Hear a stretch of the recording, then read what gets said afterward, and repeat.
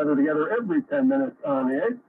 Now, Cross Island Parkway is doing one thing after another tonight. The latest issue is a crash on the southbound ride coming down towards Jamaica Avenue in the right lane. The Metro section Northern Boulevard.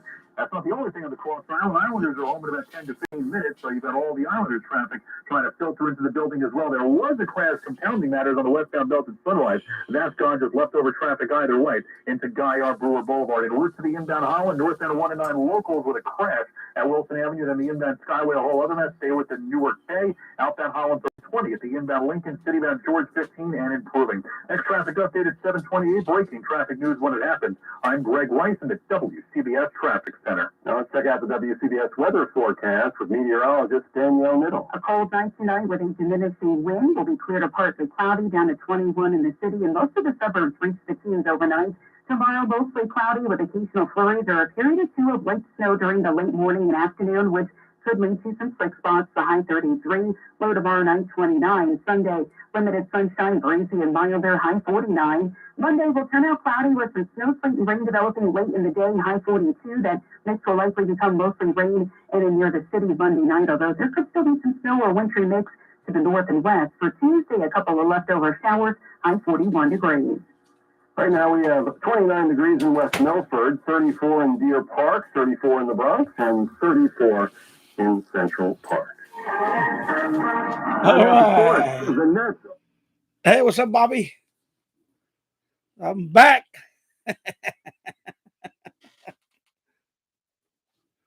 I'm back from Indiana. So hello, Bobby, and how's it going? How's your cough? I know you've been having that cough lately. I saw your live stream. Of course, I was over there, and my internet was very slow. My internet was really slow over there in Indiana. I wanted to do a live stream in Indiana, but it was just too slow. Yeah, I figured he was going to be on. So anyway, I'm just going to be on for a while. You know, I was going to wait till tomorrow, but I said, you know what, I'll just come on, be on for another hour or two or whatever. Well, anyway, not everybody is a AMDXer or medium wave DXer. You know, I know, but you know, some are not that. So some will be here, some will be there, and that's fine with me. It's okay because I know he was coming on today too. Okay, so coffee subsided, but sneezing a lot. Okay, well, it's been going around. I had a little dry cough, but not like what not that bad. Yeah, I just got in this morning. It was about a 13-hour drive, about 13 hours, maybe 14, because we a couple of rest stops along the way for like an hour here and there, from Indianapolis all the way to here in Yonkers. One thing I'm gonna tell you about Indiana, though, it's very windy. It's very flat place, a very windy place. Although the last couple of days it was really mild. It was in the 60s. It was very mild, but it was windy. I was trying to make a video outside when I was walking outside. I was gonna make a video outside talking about the MLA outside, but it was so windy that the audio, you couldn't hear me talk because it was so windy. So I couldn't upload that video. So I said I'm not gonna upload the video because it was just too windy. Because I wanted to show people where I had the MLA 30 outside the back of the house, but it was so windy. Forget it. You couldn't hear the audio of me talking over the wind. So I'm not gonna upload that video. So I did the other video, the one that I just uploaded, the ADSB setup. And from the window, I pointed where the MLA 30 is at. But you can't see it because it's hidden behind that little rooftop. So that's why I didn't upload the other video. And also, I couldn't do any outdoor videos. Hello, Paul. AA1SU checking in from Northern Vermont. Thank you for stopping by. And welcome to the chat. Welcome to the live stream. So I took a bunch. I took a few portables, and I was gonna do reception videos, like a nearby park, but all that is brand new. It's a brand new development, so there's not even a local park that I could have went to. And even though they had a bunch of areas where there was a wide open field, it was too windy. So when you see Two Hands in a Radio, when he lives in Indiana, when you see those Two Hands in a Radio video that he's in a farm or something and it's windy, it is very windy. I'm not gonna tell you that. I don't know how he did it with. It must be days that there was no wind. Every day I was there, it was windy. And there was days that I could have made a video, but you could still hear the wind. But most of the days that I was there, it was too windy to make a video outside. Unless I had specialized equipment, like a microphone that can muffle the wind, which I don't have. I don't have those type of microphones. A setup. I don't have that type of setup, should I say. If I try to make a video with a smartphone on a windy like that, it doesn't work. It was too windy. So I couldn't make any reception videos with my portables outside. And also, the place that I was staying in had a lot of noise. You think this humming is bad? It's worse where I was staying at. And that was in the middle of, it was a constant, oh, forget it. I couldn't do anything. So what saved me is, in a situation like that, you know what saved me? Sorry, focus. Having an SDR, right? Having an SDR. And I ran a long wire, 75 feet to the MLA 30, and it was as far away as I could put it. It was about 25 feet away from the house. And finally, I could listen to the medium wave and shortwave. Everything was fine after that. But you could still hear a little noise. That was in that house, that was the only way I could listen to good medium wave and shortwave. And I even picked up long wave when I was in Indiana because of the SDR. If it wasn't for the SDR, I would have had a horrible experience listening to anything because portables, any portable radio inside the house, impossible to listen to. It was just too much noise. And I think some of it was the recessed lighting. I think the lights that they put in there, they were really bad LEDs. I don't know what they were. They were just noisy. But also, there was something around it that was just making a lot of noise. And those houses are newly built. They're like not even 2 years old, those houses. Maybe 2 years old, some of those houses. They're brand new houses. And there was a lot of electronic noise. It was really bad. So that's what I'm saying. When traveling, yeah, take a couple of portable radios, but definitely take an SDR. And have some way where you could put the antenna out. Because I did the MLA 30 first I had it inside the room.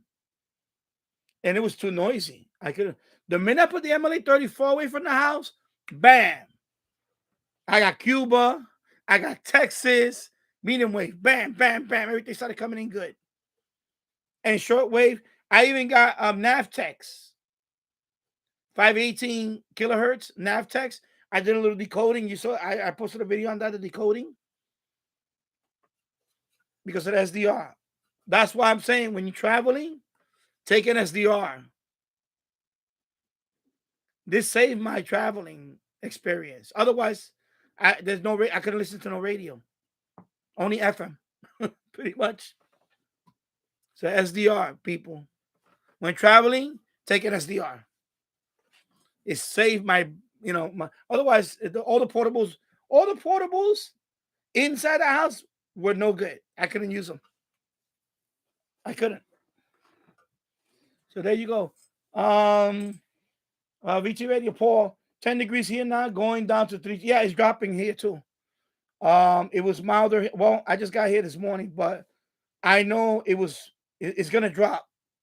It's windy outside. It's getting cold here. Right now it's 31 degrees here. It's clear, but I think we might get snow flurries tomorrow. I think. I'm not sure. I haven't checked because I just got home this morning, and but I think I know we're supposed to drop over the weekend. We're gonna have a little cold snap over the weekend. But anyway, I'm glad I'm home. I miss my shack. I miss my shack. I gotta say. Oh, you're going to a local ham fest early tomorrow? Cool. You should make a video. If you can, make a little video, Paul. You should make a little video on the ham fest. Just go around. You don't have to talk to anybody. Just show. What I want to go to a ham fest. Thank you, thank you, Paul. I want to go to a ham fest. I got to see if there's one here in Westchester County.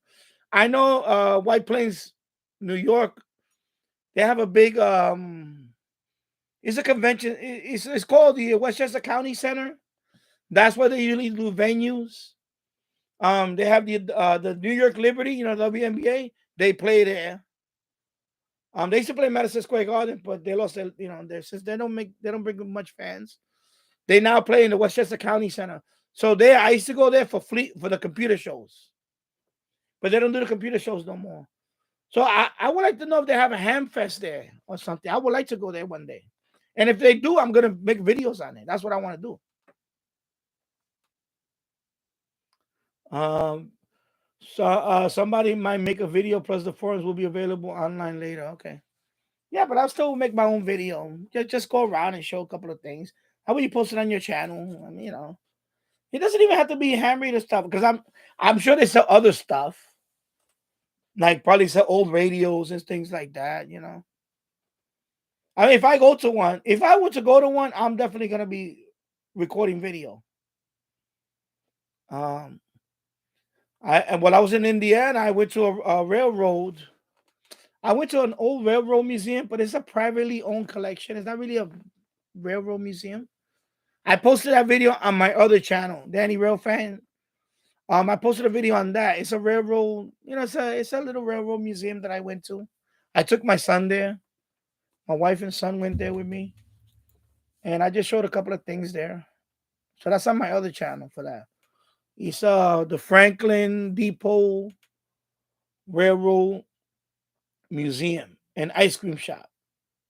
So I posted a video on that a couple of days ago.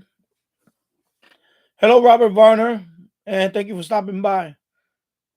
Yeah, it's good to see everybody here. I missed doing this live stream. I couldn't do a live stream over there. My internet was too slow. My upload speed there's no way I could have done a live stream over there. So I said, as soon as I get back, I'm going to do a live stream.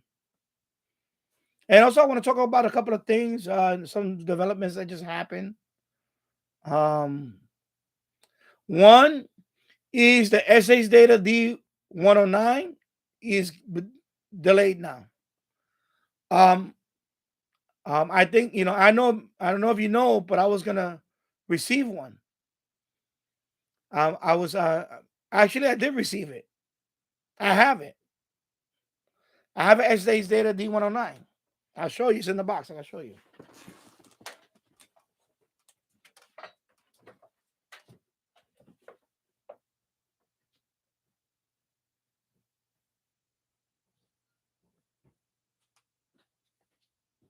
So, of course, I'm gonna explain what was happening with this.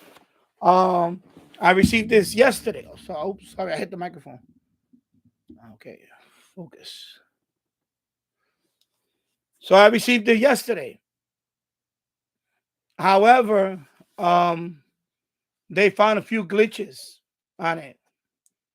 So they emailed me right away. They told me if I can hold off the review until they're going to mail me an updated one. So this one, I'm not going to review on this one because this is the one that has the glitches most likely. So they're going to when they're ready. So they took it off the shelf, basically.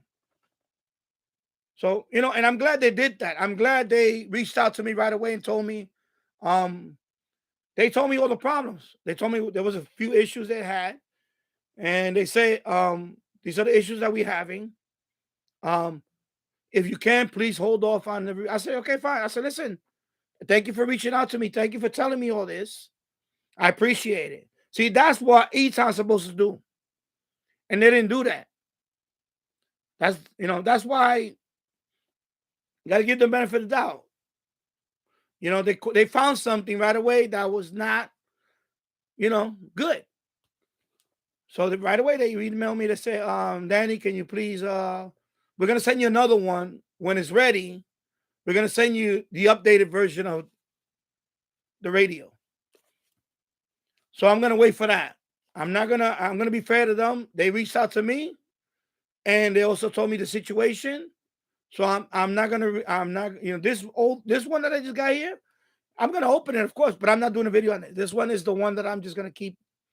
I'll probably, when they send me the updated one, that's the one that I'm gonna do the review. Okay, so I'm being transparent here with you guys. Okay, so I'm glad they reached out to me and told me what was going on. They told me that they just pulled it off the shelf because they found it. I'm not gonna name the glitches. They put a list. They showed me the list. There was some issues with certain things. I'm gonna leave it at that. I'm not gonna say what they were. They're gonna address it, and then the updated version, they're gonna send me, another radio with that one, the updated one. So this one, I'm just gonna open it and play around with it tonight, whatever, in the boiler room. But I'm not gonna make videos on this or nothing because I want to be fair to them.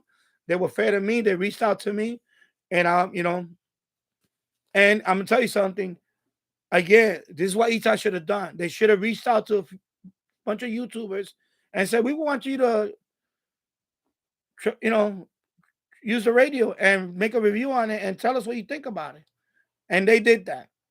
So you know what? Hey, kudos to SH Data. Thank you, SH Data, for reaching out to me. And thank you for, updating. And thank you. I appreciate that. That's what a company is supposed to do. Catch it in the beginning and say, you know what? We this happened. We're going to fix it. And we're going to send you another one. So thank you, SH Data. So this one, I'm just going to, play around with it. And now this one might be good. If it's good, then it's good. But I'm going to wait till they send me the updated one. All right. So now you know about the D109, the situation on that. So I'm going to wait till they send me the updated version. And then I will make a review on that one. So I know people are going to be like, oh, no, it's easy. No. They did it right. They caught it early and they say, you know what? We're going to send you another one. But in the meanwhile, please hold off on the review. I appreciate that from them. So that's good. That's what Eton should have done. If they send out radios to certain people, they should have told them right there, point out what was issued. We're going to send you an updated one. They never did that. But I'm glad SH Data did that. I mean, you know what? I'm going to tell you. They did it right. They did it right. So, I'm going to hold off on it. So, hello, Michael. TV Radio 1972. How's it going? I just got back this morning from Indianapolis. Near Indianapolis. And I just finished unpacking. I, put everything away. And okay, Michael. Anyway, I'll recap it real quick for you because I know you're interested in. Basically, anyway, this is the original one.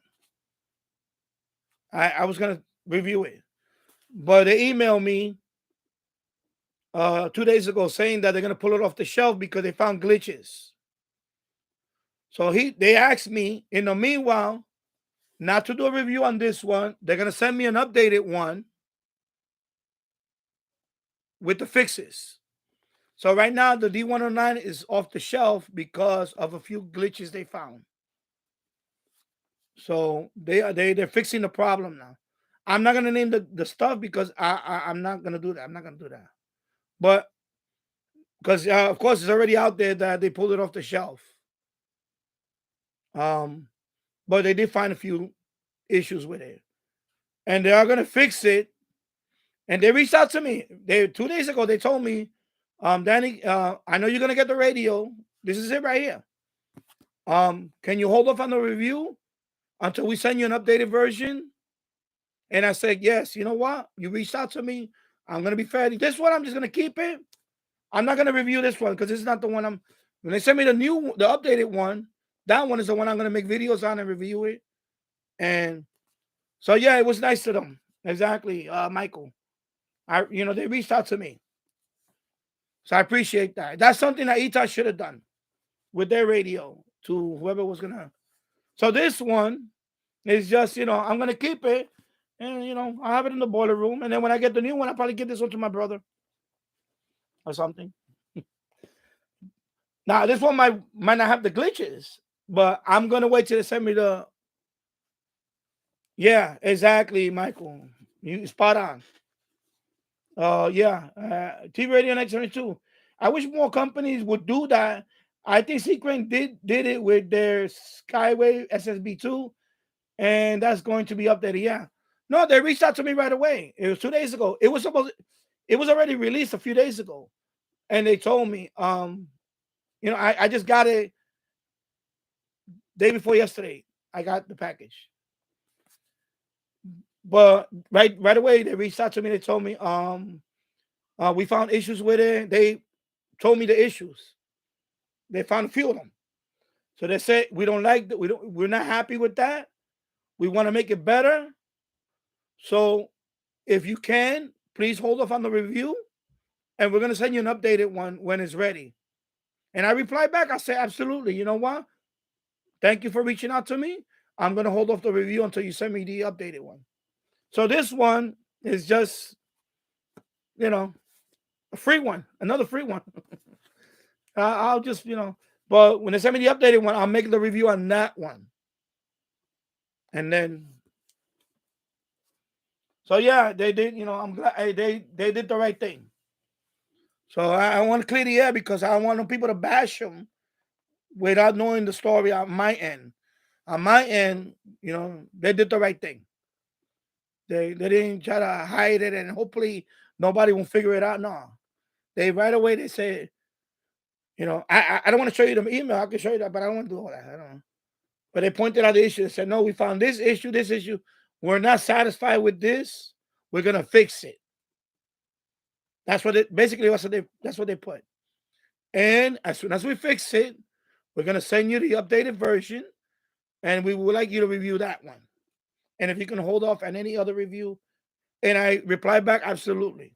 And thank you for reaching out to me. So there you go, Michael. So anyway, there you go. All right. So I know I think Lloyd is on now. I'm just gonna be out for a while. I just got home this morning. That and anyway, that was the big thing. The SH Data D109.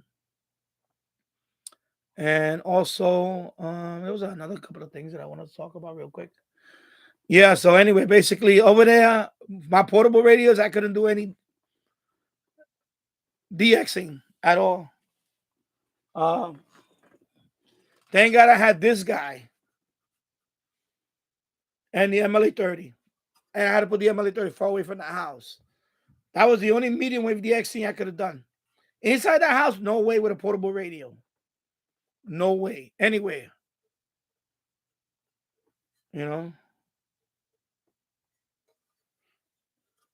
Yeah. Michael, let me see. TV radio, if one of the problems is the popping sound while changing the bands, then I hope they fix that issue. I can tell you that's not one of the issues. It wasn't that. It was something really I don't think it was major, but that's just me. I don't think it was major. There wasn't one that was major, and there was a few that were not major, but they just wanted to fix it. But it was not the popping sound. I don't think it was that bad. But yeah.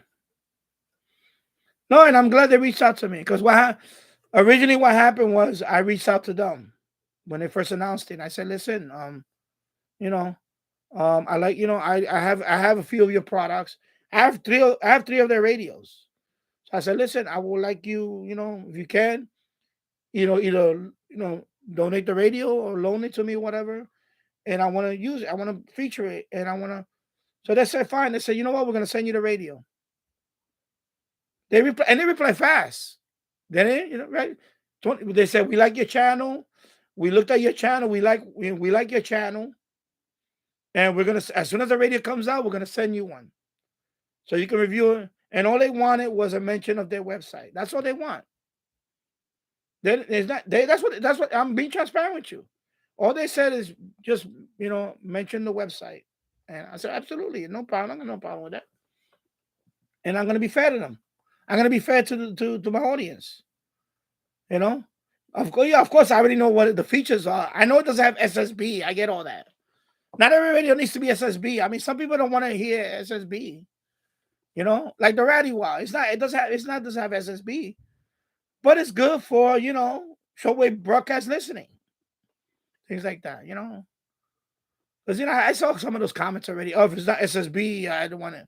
That's fine. It's not. I have radios that don't. I have radios that don't have SSB, and I use them too. But I said, and they right away the next day they reached out to me and said, absolutely, we're gonna send you radio. I reached out to them. That was it. And I done that with other companies, and some of them didn't even reply. Some of them say they just gave me some nonsense. So they're like one of the first that replied right away, and they told me absolutely, and they reached out to me every time. As soon as they shipped it, they sent me the tracking number and everything. They've been very transparent with me, up front and everything, and fast. So I'm gonna say, that top notch. SS Data, top notch. I'm gonna say I never had a company that treated me better. I had companies that reached out to me and they wanted me to buy the radio from them. I'm not buying the radio to review. You're gonna make me buy your radio so I can review? Are you kidding me? Now SS Data, they reached out to me and they said, we like your channel, we're gonna send you the radio. That's it. And just what we asked is you mentioned this and the website. I said, fine. I said, listen, absolutely. And I thank you and blah blah. I'm being straightforward. So yeah. But yeah, when I went to Indiana, oh my God, this wasn't for this. I would have had no videos to upload because I couldn't do anything with the portables in that house. It was so much noise, and those are brand new homes that are being built. Brand new homes. They're like 2 years old, maybe. It's a brand new community. And there were a lot of electronic noise. I don't know what's in those walls. I don't know what kind of lighting are inside those houses now. But there's no way I can live. I couldn't live there. I couldn't live in that house. No way I can live in that. It's a nice looking houses. There's no way I can live there. It's just the noise was crazy. It's crazy. And it's a brand new community. It's not even like a lot of people. It's not that many people there. So I don't know what's going on. I don't know if it's in the lighting. And they have a lot of that. Those type of switches, not dimmer. They do have a few dimmers. Kent. And hi, Kent. Welcome. Yeah, I get to see you, Kent. That's spot on about the dimmer switches. Because I saw a few of those slider switches. Oh my God. That could be it too. Because there's Kent, they're brand new houses. They're like 2 years old. Not even 2 years old, these houses. There's houses being built right there. This is it's a brand new community. And I'm like, how the hell is easily the noisiest house I've ever been to?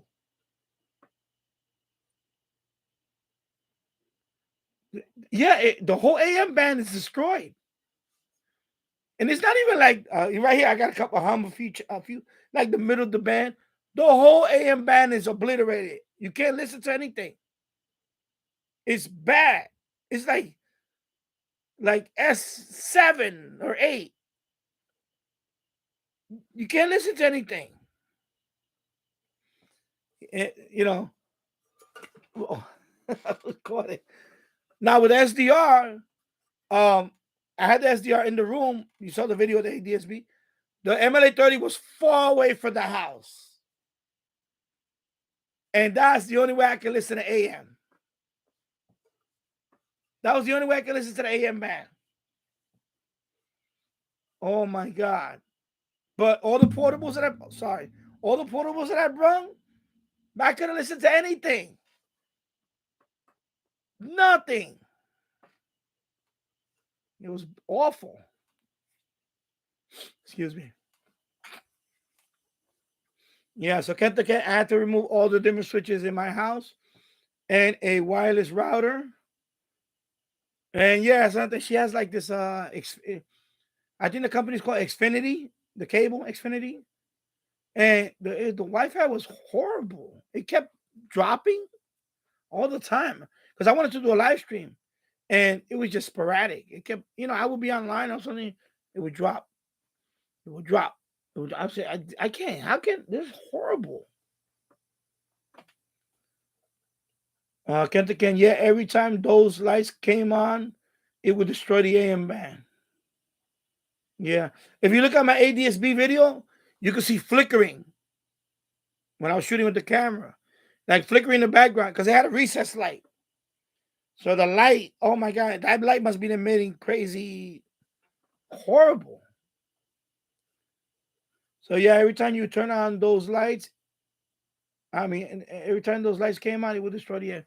If you go back, yeah. Well, anyway, I don't live there. That's not that was my that's her home, my sister-in-law's house. I'm not gonna change all that. That's her house. I'm not changing all that.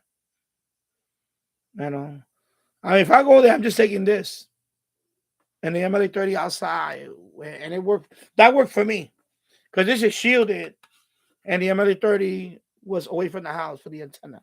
That was it. That's how I got. You saw the videos. Medium wave DX. I heard, shortwave band was fine. Everything was fine. As long as the MLA 30 was away from the house. I was away from the house. I was between two houses. It was the backyard. It was empty. You can see it on the video, the ADSB video. When I looked out the window, you saw that flat land to the next house. That's where the MLA 30 was at, right in the middle. It was away from all the houses. That's how I got it to that I could listen to it with this. Otherwise, no radio videos. Not in AM because the portables, I couldn't do anything with them.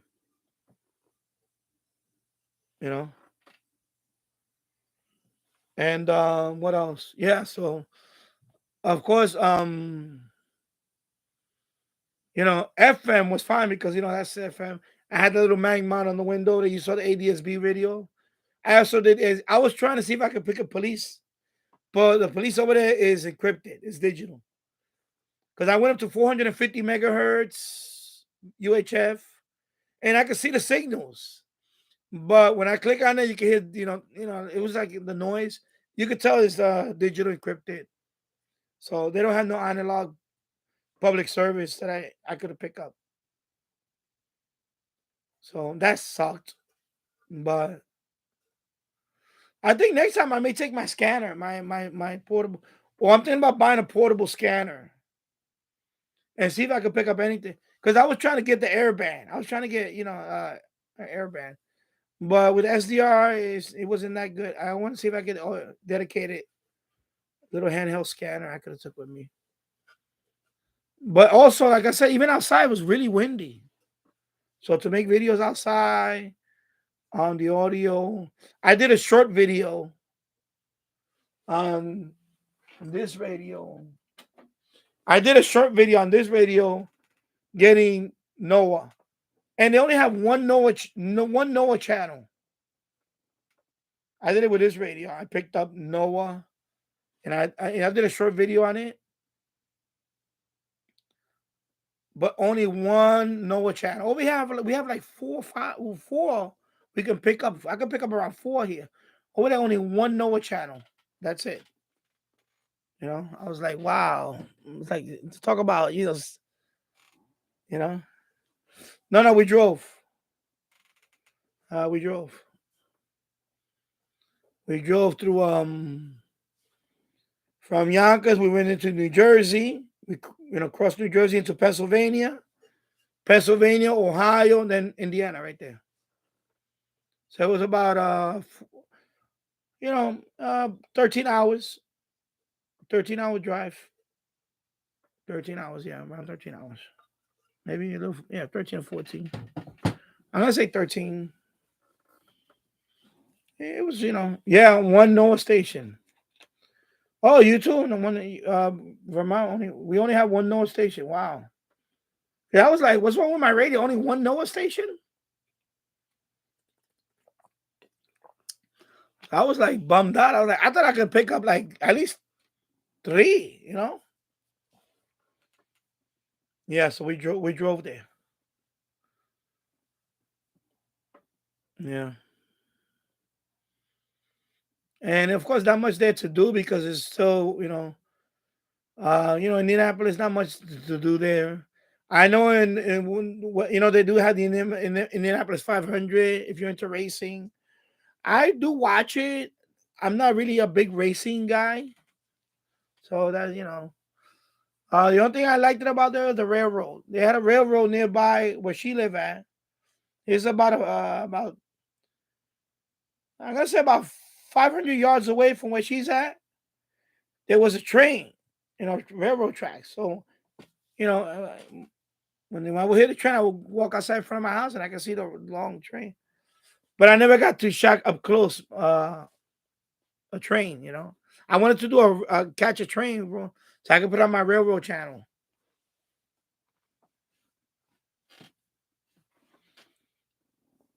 VT Radio. My sister lives in Indiana. Went there once to see her and my mom. Oh, cool. So I went to where I was staying at was is a suburb of Indianapolis. It's a brand new community. It's part of let's see, because you have New Whiteland, and Franklin. So I think the new community is between Whiteland and Franklin. So it's part of Whiteland, Indiana, and it's brand new. It's a brand new everything. All those houses are brand new houses. They even the some of the houses in the front is still it's not even sod. It's dirt. They still haven't even put down the sod yet for the lawn. It's brand new. It's a brand new community. It's going up. So I guess all those people that are leaving Illinois because of craziness, they're moving to Indiana and they're moving to those new communities. But I don't know. She was trying to convince my wife to buy a house there, and I said, no, I don't want to live there. If we're gonna retire, I don't want to go. I don't want to go to Indiana. I'm sorry. I mean, I don't mind visiting. I don't mind visiting. But I don't want to. I mean, not there, not in that community. I just, I'd rather have something more rural. I want land. I don't care about the big house. I want land. You understand? It's more important for me to have land. I don't want to have a neighbor right here. That's the community over there. The neighbor's right there. There's one right there. I don't want that. I don't want a house like that. I don't want a house where the neighbor's right there, right there. Nah. I want land. I want even if there's an old house, I want at least an acre or whatever, or more than an acre. I want to be able to throw up and that's another thing. That's an HOA. So yeah, that's not gonna work for me. I want to throw up a dipole. I want to throw up an end fed over here. I might want to build a tower one day. Who knows? You know what I'm saying? I can't do that over there. Yeah, so that's not gonna work for me. It's not gonna work for me. Yeah.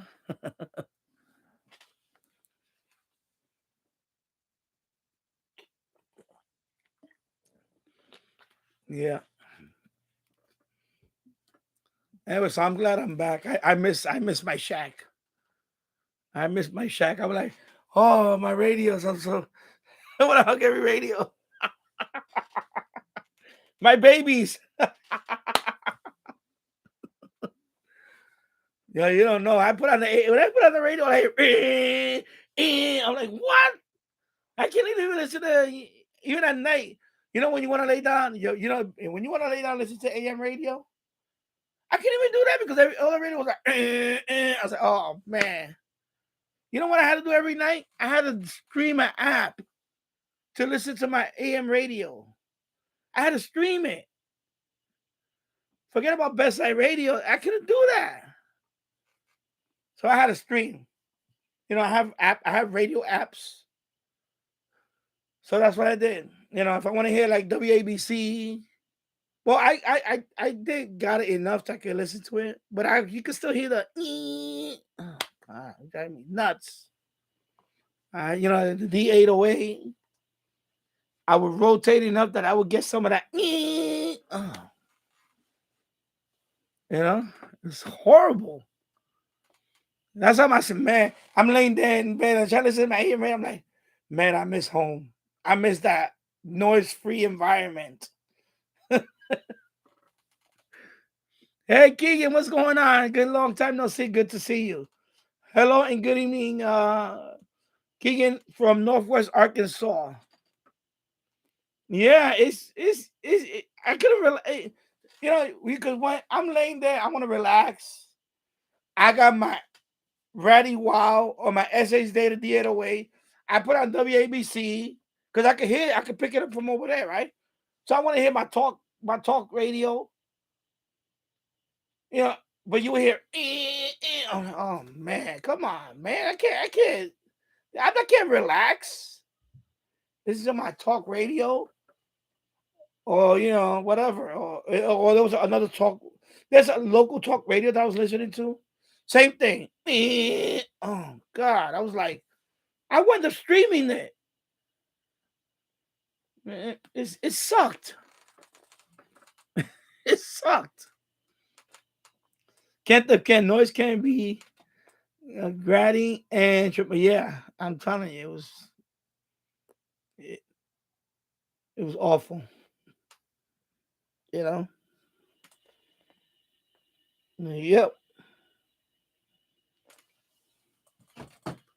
Yeah. So anyway, I'm glad. As soon as I came over here, I'm doing laundry in the next room. I got I had a Radio Shack radio, like the one that I show you. It looks like the super radio. I put it on. I listen to WABC in the boiler room. So right now I'm doing laundry in the other room. Right now I'm washing some clothes. So put it on. Oh, that's how radio's supposed to sound. Not me. It's like and I pull your hair. Oh my God. Yeah, so there's no way I could live in a house like that. And there's no way I could live in a house like that. I would go nuts.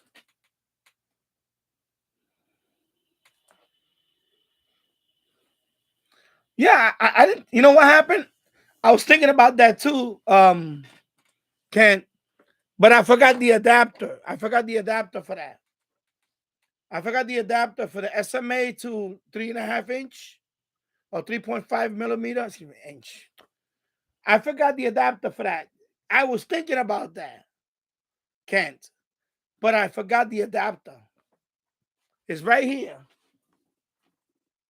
Oh no, where is it at? Anyway, it's around. I have it in a container. The SMA to 3.5 millimeter. I was like, you know what else? I also forgot. I wanted to do a TV. I also wanted to do a TVDX, and I forgot to bring this guy. I forgot to bring this guy too, because I wanted to do a TV, Indianapolis TV band scan. TV band, TV scan. And I forgot to bring this guy. I was so oh, sorry. Oh my God. What is going on with this thing? Okay, come on. There you go. Okay. Yeah, I forgot to bring the TV dongle.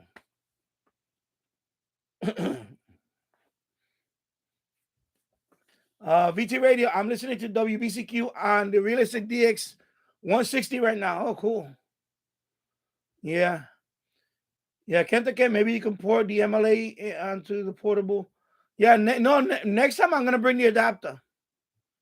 So I can at least plug it into the portable, and maybe that would have helped. Because that's one thing I forgot. Because I thought about that right. Oh, let me hook it up to the, and I was like, oh, I forgot to bring it.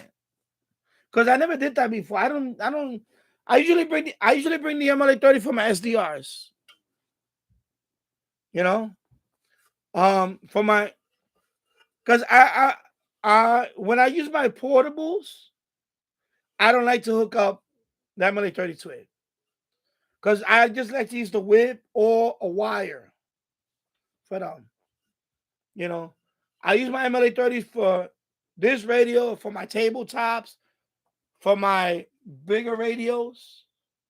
But for the little portable ones, I usually don't like to use MLA 30 with it because, it's just me. I just don't.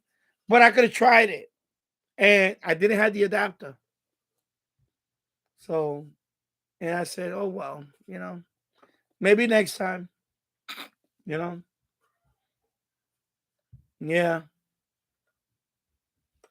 King in the Extra, when I was at O'Hare in Chicago with my dad in March 2016, I heard 92.3 WPWX Hammond, Indiana on the rental car radio local station in the area. Okay. Yeah, and I did an FM, and I'm going to upload that in a few days. I did an FM band scan on the SDR. I did an AM band scan a daytime only because nighttime is DX. Because that's one good thing about the AM band in Indianapolis. There's not that many local stations. Everything is far. There's a few local stations on the AM band, and that's it. Everything else is out of area, even during the day. So I did a daytime medium wave band scan. Nighttime, if I would have done a nighttime band scan, it would have been too long because everything is DX. Almost every station on the AM band at night in Indianapolis is DX. They're not local. A few of them were from Texas. A few of them were from Kentucky. I got some from what it was. I got Texas. I think I got Tennessee. A couple of them were from Tennessee. They're all DX. A bunch of them were from Chicago. So nothing was local, barely at night. So the band scan would have just been a DX band scan. A lot of DX. Bing, bing, bing, bing. That's the good thing about, because over here, we have a lot of local stations. But over there is the opposite. They didn't have too many local stations. Everything was, further. FM, when I did the FM band scan, they do now. FM has a lot. They had a lot. So I'm gonna upload those soon. I need to edit them. I need to label them.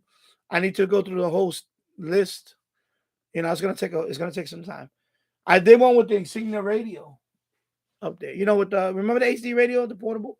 I did one. I did an FM band scan with that too. I'm gonna upload that too. And that one, you're gonna find something interesting. It was funny, actually. It was funny about it. And basically, it's like one lawyer is on every station ad. every time I did the HD, the band scan in HD station, it had the lawyers, it's Isaac and Isaac. Isaac and Isaac. Every freaking station was Isaac and Isaac with the. So I looked it up, and they're like the top lawyers in Indiana. When you're driving, they have billboards all over the place. Injury lawyers. So they own the airwaves. So if you do an HD radio, FM HD radio scan, their ads on every HD station, their ads pop up. I was like, is this? I thought it was a glitch. I thought the radio was glitching, but it's not that. It's there on every every major HD radio station. Their ad is there. They're in the text.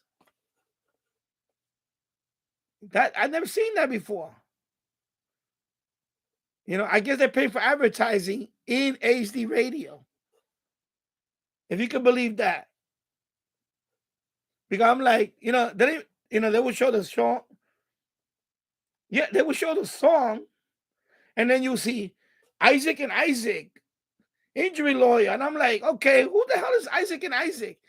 Every other HD station had Isaac and Isaac. I'm like, what the? So they're paying to be in an HD on the text. Because, I guess people got HD audio and they call, FM HD. So that's how they get their name in the text. Is brought to you by Isaac and Isaac. I'm like, are you serious?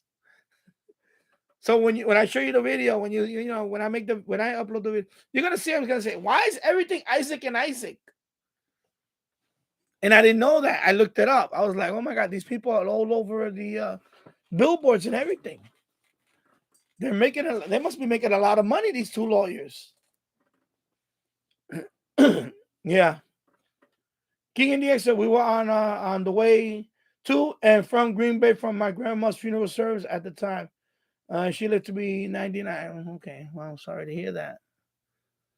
And travel to and from XNA in Highfield, Arkansas, Northwest Arkansas Regional Airport, which we lived a few miles from. I can see why you are happy. Yeah, I am happy to be home. I'm happy to be, of course, because there's no place like home. First of all, there's no place like home.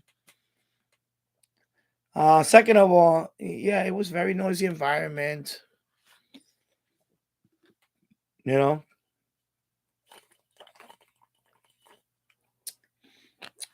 that's another thing that I want to mention real quick. Yeah, because what happened was I was gonna take the job. I got the job offer to start at Kawasaki, but I don't know if I remember telling you guys the interview was not what I expected.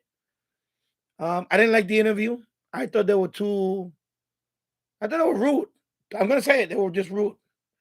And I already had a history with them. I worked for them twice already.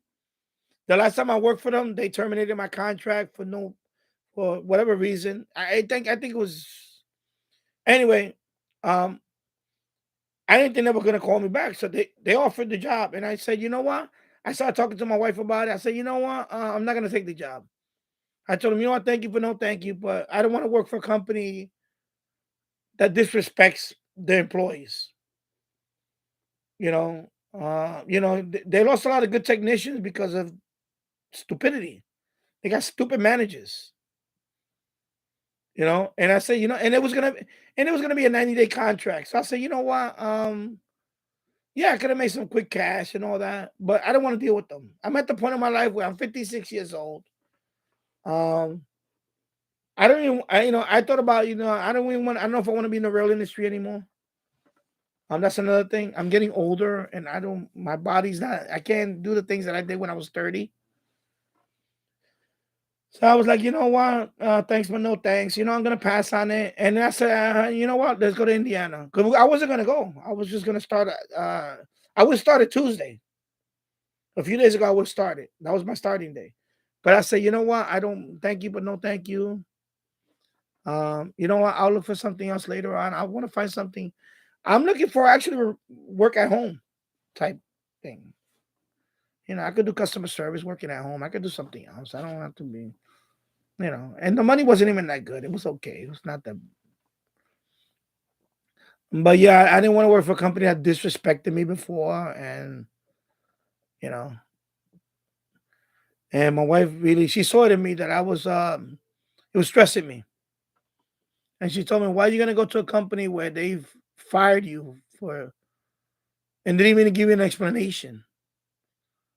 And I started thinking, I said, "You know what, honey, you're right." I said, because I was doing it because I was trying to just to make money. But she said, "You know what, you need to, you know, it's something more than money. It's called dignity. And if you know if you don't feel comfortable working there, why are you gonna work for a place you don't want to be? You don't want to get up in the money to work." And I said, "You know what, you're right. I don't want to work for a company where I don't really want to be there." So that's what happened. So I just said, "You know what?" I called up the guy. I said, "You know what? Tell him thank you, but no thank you. I don't want the job. Tell him good luck on finding searching. Maybe in the future, if they get rid of the manager, the guy that interviewed me, that was the same two bozos that were. I'm gonna call them. That's what I'm gonna call them, bozos. I don't care if they watch the video or not, but I'm gonna call them what it is. You know, they're idiots.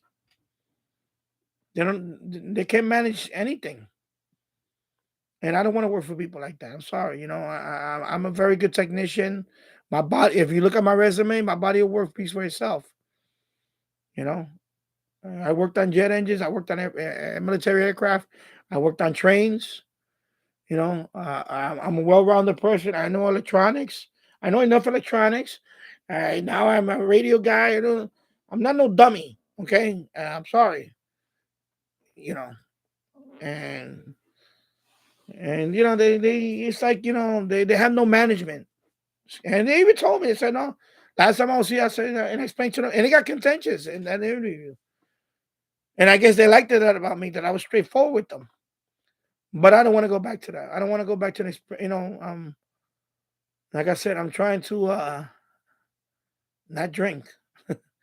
And that job made me want to drink. It was getting to that point. It was in my head. It was getting to that point. And when you have a job that makes you want to do things you don't want to do, walk away because that could affect your health. And that's the way I felt this job was going to be. It was going to mess up with my health. It was going to mess with my health. And nothing is worth that. Okay, nothing is worth messing up your health just to make money. Not worth it. But that's why I said, you know what? Thank you, but no thank you. And I said, well, no, what? We're going to Indiana. I want to go away for a few days. You're welcome, Keegan. Um, when I heard 102.1 KDGE, Fort Worth, Dallas, by Tropo here in October 2021, I heard a mention of the law offices of Franco and Franco between the legal IDs. Yeah, no, but Keegan, this one was on the HD scrolling. You know, the text. I swear to God, every other station that was HD was Isaacs. And I know the company, I can tell you. Isaacs and Isaacs on HD. Instead of putting the name of the song, they just put brought to you by Isaac. Not even, they didn't even put the song. You know, you can hear the music, and they put brought to you by Isaacs and Isaacs. Indiana's on top injury lawyer. That's it. And they just kept scrolling. I'm like, what the hell is this? And I guess they bought those spots for the text. Because you could put any, you know, it's up to the radio station what they could put in those texts. You know, they usually put the call sign. Yeah, Keegan, I'm saying it's funny. It was funny. You know, normally they put the call sign, right? You know, like Kiss FM, whatever. Let's just say Kiss FM or K Love, whatever. Because you know, there was a K Love in Indiana too. K Love, and they'll put like alternative, Indiana's alternative, whatever, whatever. No, it was the call sign right away. Injury lawyer, top injury lawyer, Isaac and Isaac. What is this? And I kept tuning, and almost every HD thing had the Isaac and Isaac. So when you see the video, you're gonna think, Okay, there's a glitch with your radio. Why does it keep doing that at the last station? No, is they. I think they paid them to, because when if you drive through Indiana, especially Indianapolis, there's billboards all over the place with them. Isaacs and Isaacs.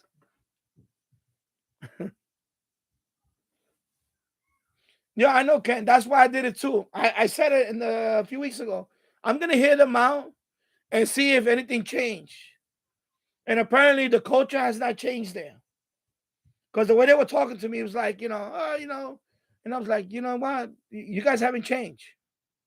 So I don't want to be a part of this. I don't want to wait, for what? A 90-day contract. And they, if you miss a couple of days, you're out of get out. You gonna tell me that? Are you kidding me? Are you serious? Get out of here. So I didn't think they were gonna send me an offer after I told them what I told them. And the guy said, no, they want to make you an offer. I said, really? Because I went in there like, I already, this is my third time. This would have been my third time around with them. They know me in there already. They already know me from the past. And they haven't changed. No, they haven't changed. So I said, I don't want to be a part of this. I'm too old for this now. So legal ID and station and so star 102. Okay. Yeah, Keegan, it was funny. Like I swear, every other station HD, we have the call sign. Some of them will show you. No. Actually, they were all because it was so long. Some of them were Indiana top. No, top injury lawyer Isaac and Isaac. That's what will scroll. And the song I'm listening to, I'm like, what it has to do with Isaac and Isaac? And I said, oh, I think they must be paying for the scroll. So I guess when people play in their car, HD, they want to see the ad. I didn't know that's a clever way of marketing. Use the HD radio text. So when we're driving through Indiana, and I always see a billboard. And I said, Annie, that's the guys that were on the radio, Isaac and Isaac.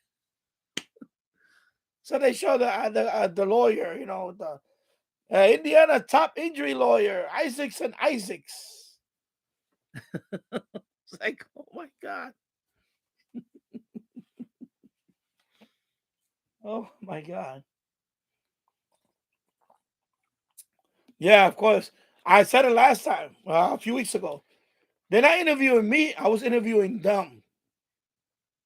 Because I wanted to see if they were going to change their ways, if they got new management. So I brought up all the stuff that I said, listen, last time this and this. And they even admitted, so no, we have bad management. But then they kept talking to me, and they kept coming out all the other stuff about, especially the head guy. He's like to me, he's like a kind of a blowhard. So he said certain things. I was like, okay, this guy, he thinks he's like a, he's power trip guy. So he's telling me, no, we take you back, you're gonna. I said, get out of here. I said, I don't want to deal with that. You're not talking to me like I'm a kid. Get out of here. Yeah, so there's a K-Love in there's one here in New York. They're all over the place. K-Love. There's a K-Love here in New. I'm gonna do as a matter of fact, I need to do an HD band scan for New York. Keegan. But there's in Florida too, there's a K-Love everywhere. When I was in Florida, they had a K-Love down there. There's a K-Love here in New York. And when I was in Indiana, they had a K-Love over there. Yeah, K-Love. Yeah, I just saw the one you just posted. I saw it. Yeah, excuse me. I'm excited today. I'm back. I couldn't wait to come back. I was like, man, I miss home. So, hey, people watching, thank you for watching. I got 6 likes. Thank you. 1 hour and 4 minutes in the books. I'm gonna be out for another hour. I don't know if this guy is on, but anyway, that's his channel. On my channel, I was gonna wait till tomorrow, but I don't want to wait till tomorrow because I know Jill's is gonna be on tomorrow, and I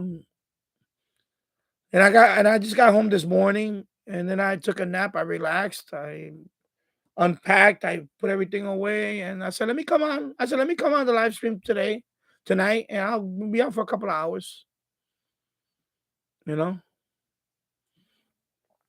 So I said, "Let me do that." So yeah. So for right now, I'm not gonna. I don't want to work for. And then I had another interview with another company, and I was gonna. But then I decided with them, no, thank you, but no, thank you, because there were certain things they wanted me to do, but I can't. I can't. Like they want me to travel to Canada and all that. I don't want to be. I don't want to travel. I don't. I can't travel. First of all, I can't anyway for other reasons. But so I told them, thank you, but no, thank you. So they were interested in talking. Railroad type. But I think I think at my point, I think I'm done with the railroad industry or the railway industry or whatever.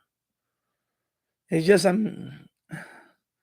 Father Time is catching up to me. I'm 56 years old, climbing up it's I need to do something more, back to what I did before, like maybe go back to tech, maybe tech support or customer service or something again.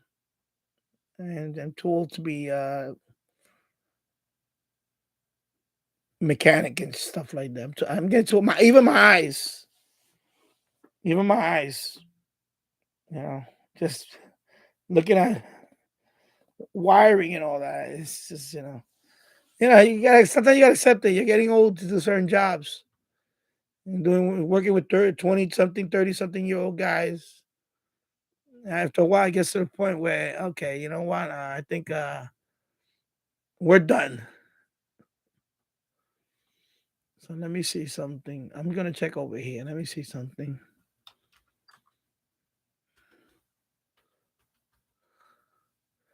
I know he had his Mardi Gras thing. Oh, he's back. Okay, so he is live. Oh, the Eccentric is live. Oh, okay. Yeah, he's live right now. What is he talking about? Let me go ahead. Okay, I'm gonna mute his. I don't wanna have Oh, he's talking about the mini whip. I have one. I'm thinking about getting a newer version of the mini whip. Um Hello N0JRJ Ham Stew. What's up, P brother? Do what you gotta do, man. Okay. And hello, Adesh from Trinidad. It's 9:26 p.m. in Trinidad. Cool. Okay. Also, he's back. Okay. I know he went to do the Mardi Gras thing and all that. Okay, so Lloyd is back. I know because today's Friday night. He's on. But I said let me come on for a couple of hours. So there's 2 live streams going on radio wise. You got a his for the Medium Wave DX. Everything else you come here. Yeah. So anyway, let me leave that. I don't want to watch. All right. Nope. I don't. I do not do the carnival stuff. Yeah. No. So he the Mardi Gras thing. I don't know. Yeah. I can open a second tab. Okay. Also, you on both. Okay, that's cool. Yeah. I saw he had the mini whip. See, I got the mini whip right here. I got the old one right there. But mini whip, I'm gonna. I think that one had an issue. I may just get a newer version. I seen maybe AliExpress they have the new one. But with a mini whip, I would have to put it far away from the house. That's the first thing you have to do with a mini whip. You have to keep it away from every possible noise source. Because that thing will pick up any type of noise. And oh, you're from Mexico? Oh, okay. Yeah, I know. Same thing in Puerto Rico. We have stuff like that. We have like a carnival thing in Puerto Rico. Uh, but they call it something else. Actually, it has to do with the patron saint. Patron saints. So, in Puerto Rico, for example, they have different towns. They have a different type of. It's not called carnival. It's called something else. I forgot what they call it in Spanish. So N0JR, retired, moved here from Florida. Oh, cool. Oh, okay. Yeah. Yeah, I saw something once about that, about people moving to Mexico for it was interesting though. It made me think about that. Well, of course I'm married, so but if I was, for example, if I'm gonna say if I was not married and I was single or something anyway, I saw that some people are retiring and they're moving to Mexico because of course the cost of living is cheaper, right? Especially people that are on a fixed income. So when they move to Mexico, they had like a nice apartment. Um, yeah. So they had like a nice apartment. And they want a fixed income. Like if they would have lived here, there's no way they could afford that. But in Mexico, they were living good. They had a nice place for what they were receiving in Social Security. So because a lot of them were receiving, Social Security, and you know, and they were happy. They had a nice place, and you know, uh, let me see. So N0JRJ. It sucks though that they have no reciprocal license for ham radio here. Oh wow, I didn't know that. Can't transmit. Oh, okay. You would think they had. I didn't think they had that. Cost of living is cheap. Yeah. Oh, okay. Oh yeah, I know Ash Wednesday. Yeah, we Ash Wednesday. Yeah. But yeah. So when it's a YouTube video, like a documentary, and the people that moved to Mexico, they're very happy there with you know what they get for Social Security and whatever. Nice place. They had nice apartment, nice place. And some of them, they also have like senior living, senior living, and senior living over here, you wind up in a hospital. Basically, it's like a hospital. Over there, senior living is like Club Med. I saw that too. They had a senior living that was like Club Med. It was a resort. It was a resort. I forgot where it was at. I don't know if it was in It's a nice part. I think it was like a nice area, a nice place in Mexico. But it was a resort. They had all the amenities. You could see the guy lounging on the chair, getting some sunlight. The person would come in and give them the medication, like a waiter. Here's your medication. Boop, boop. Here's that. Wait, getting some sun. And it was, on a fixed income, living in a resort for senior living. And I was like, man, that's nice. That's a nice senior living. I wouldn't mind living there. Had a pool and everything, like Club Med. It was like a Club Med. And I was like, man, I wouldn't mind living there. We on Social Security. It was like that. A really nice senior living place. So that's what's happening. A lot of people are going to because it's a lot cheaper to live there. Nice places. So I was like, wow, it made me think about that. I said, man, one day I might just move down there. When it's said and done up here, and I'm tired of all this, I'm getting a lot older. Let me just move down there, and that's it. Especially if things keep going up high over here. It's expensive. I live in New York. It's very expensive to live here. Very expensive.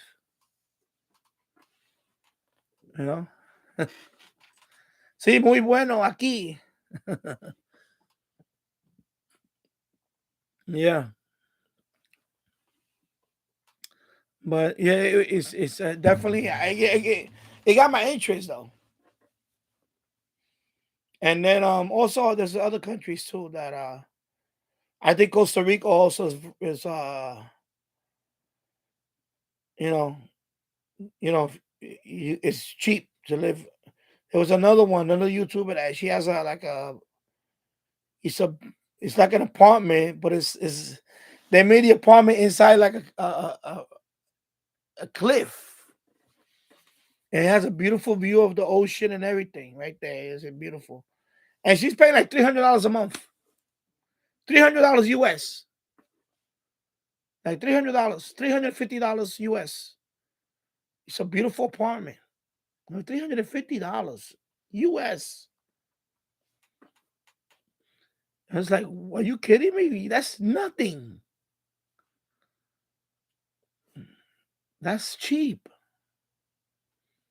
And countries like Ecuador. Oh, so Costa Rica, so you agree? Okay. There's another YouTuber that she lives in Ecuador. Ecuador. The same thing. She's paying like $300. It's a nice little house. A nice, beautiful house with a yard, beautiful trees, banana trees and palm trees. Beautiful house, $300 US. In Guayaquil. It's a city in Ecuador.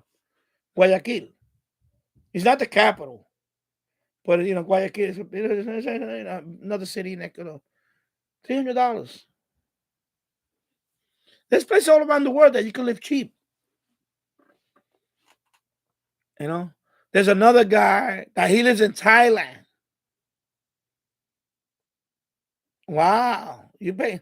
So you live in one of those places, right? Oh, okay. So wow, your rent is $400 a month. Nice condo, gated community. It can be done, man. You inspiring me, bro.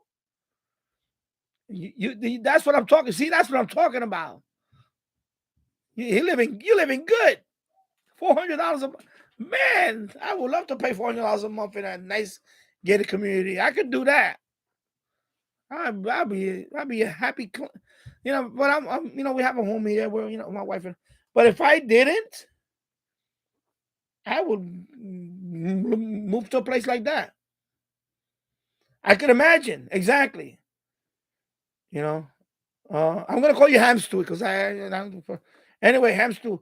I was killing myself living in Florida. Yeah, I can imagine because I when I went to Florida, people said the cost of living is less than New York, but it's not like cheap. It's still money. It's still a lot more money. It's cheaper than New York, but it's still pretty high. People think that it's really cheap. It's only cheap if you live in the middle of the boondocks somewhere, and you live in a trailer home. Yeah, New York is crazy. It is. It is. It is. It is. But the thing about New York is the wages. We get paid a lot more, but a lot of it goes back to, like over here, the minimum wage is $15 an hour now. That's the minimum wage in New York, $15 an hour. That's the lowest minimum wage. Like if you work in any minimum wage job, you get $15 an hour. The average job is about 16 to 17. You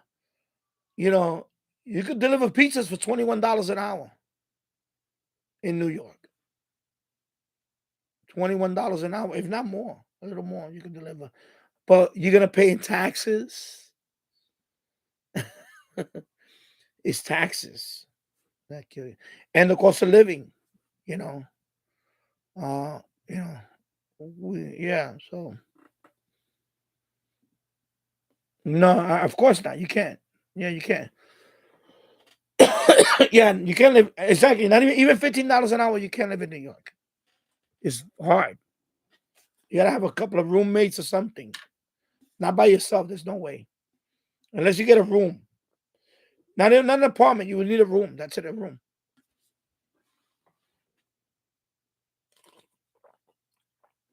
So ham stew. Don't get me wrong. I love the food in New York, but no way you can afford to live. Yeah. All right, George. Okay, I'll call you George. Okay. Thank you. Thank you for that. So maybe I like the show. Thank you, George. And welcome, George. Yeah, absolutely. There's no way you can live on $15 an hour even. No way. You know? 'Cause that's what happened when we went to Florida. My wife was gonna work. She was gonna take a job in Florida because the governor over here was going crazy with the vaccine crap. Because they were telling her that if she didn't take the 2 shots, they were gonna lose their job. All the healthcare workers. So we were thinking about going to Florida. We were gonna leave. And then so she backed off of that. But the offer that they made her and her Florida job, it was too low. There's no way. So, you know, 'cause I know they have no state income tax, but the wage was too low, you know. So we went up, no, forget it, you know why. And of course the governor backed out and all those healthcare workers they didn't lose their job. But yeah, it's crazy. But yeah, no, I talked to my wife. I said, listen, one day, me, you, and yeah, I know it is shameful. And I said, one day, listen, the three of us move to Mexico. We'll live. We'll have a better life. You know, we have put away and invested, and we'll be okay. We're a lot better off living in a place like that. Down there or another country or whatever. So this other guy, Thailand, this guy's paying $250 a month. $250 a month. He's a YouTuber. He's a Russian guy. He has an apartment in Thailand. It's a high rise, a condo. It's a beautiful condo. Oh my God, it's beautiful view and everything. $250 a month. Beautiful room. It has air conditioning, everything. It has a sliding door. The bed. It's beautiful. It has a gym. The condo has a gym downstairs when you walk in. It looks like a 5-star hotel. It looks like a 5-star hotel, like Manhattan. Glass, everything. Beautiful building. $250 a month. US dollars. Sorry. It's insane. And I'm like, wow. And I was like, why am I still here? Why am I still here? $250 a month. In Thailand. Beautiful. Oh my God. Nice. Man, all the amenities. This building is nice. Beautiful condominium and all that. Truth about Thailand. I have friends there. Oh, cool. Yeah, of course. Yeah, of course. You gotta, yeah. Yeah, I gotta watch. Yeah, but that's everywhere. That's everywhere too. Not only Thailand, everywhere. They see American, they see money, If they see a foreigner, they see money. You know what I'm saying? And you're gonna be a little target. They're gonna try to scam you or whatever, I heard those stories, all those stories about they try to set you up and things like that. But I'm saying it's getting to that point where you gotta look elsewhere sometimes. You gotta say, you know what? I don't think I'm gonna retire. I don't think I want to retire in the United States. I think I want to go somewhere overseas. You know. See, I don't mind Mexico because I speak Spanish too. So Mexico to me is a perfect fit. I speak Spanish too. So or Costa Rica or Ecuador.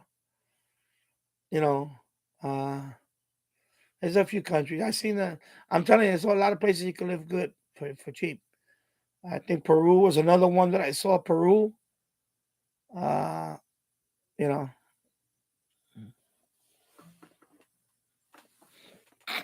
King of the I seen YouTube channels of expats from the U.S. to Mexico. Yeah,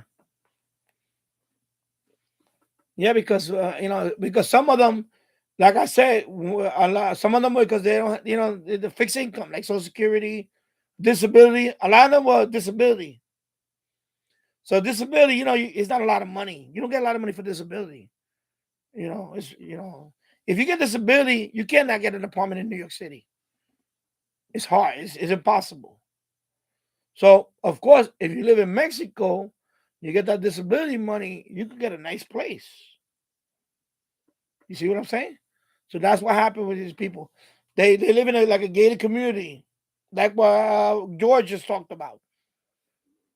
Gated community. They're paying like what he's paying, like $400 a month, something like that. That's nothing. You know. That's good. That's really good. For a person that's just getting fixed income like disability and things like that. That's you try to get a room for $400 a month. You can't even get a room for $400 a month. Yeah. Oh, so you're a disabled vet. Okay. Well, thank you for your service, bro. And SSC also helps. Yeah. Okay. So you're on a fixed income. Okay. So you're on a fixed income too. Okay. Exactly. So what I'm talking. And this is what I'm talking about. That sometimes you got to think outside. You got to think outside the box. You know what? I mean, the only barrier for some people is Spanish. But you know what? You know.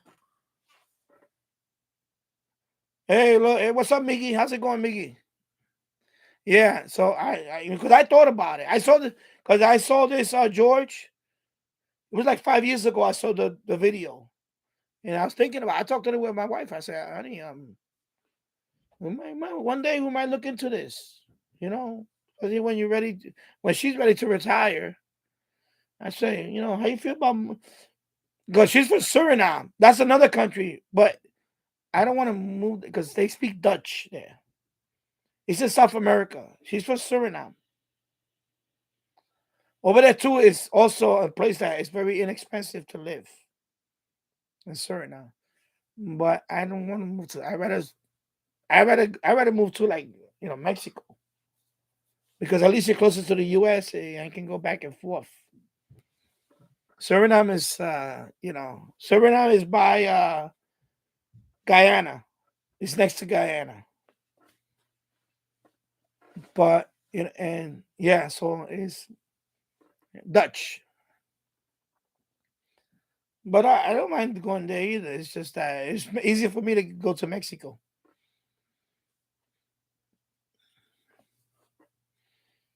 But yeah, definitely. That's really that's good. 400 $400 a month in a condo gated community. Man, that's nice.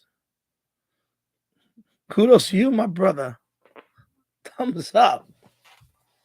That's smart living right there. You know, you should you should make videos on that. See, I'm telling you, it helps, man. When I watch those videos, I say, man, you know what? This is what I'm talking. And my brother, he lives upstate. He's he's disability. He's legally blind in one eye and partially on the. And I told him, I tell him all the time, you know. Yeah, I know exactly. I know. Don't believe the nonsense about negative. Yeah, I know. You met so many like Theo. Theo comes out here. Theo is married to Theo. He goes to Mexico all the time. Theo lives in Toronto. He's always on my channel. He's married. He married Mexican. and he travels back and forth to Oaxaca. Oaxaca. That's where I think she's from. So, I see his videos. He travels back and forth. He he's Canadian. But yeah, I agree. I don't believe the nonsense that you hear over here about, yeah, I know about, I never met so many nice people. Don't believe the negative hype about MX. Yeah, I know. Exactly. Yeah, of course you can't believe everything you hear here.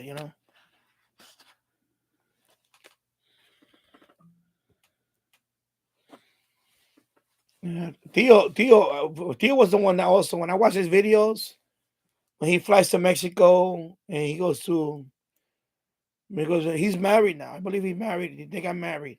I wish he was on here to explain the whole thing. Cause I've been following his channel for a few years, and when he posts videos from Mexico, it's beautiful. I'm like, man, Theo, and it's a place called Oaxaca. That's how you pronounce it, Oaxaca, right? Even though it's spelled differently, that's how you pronounce it.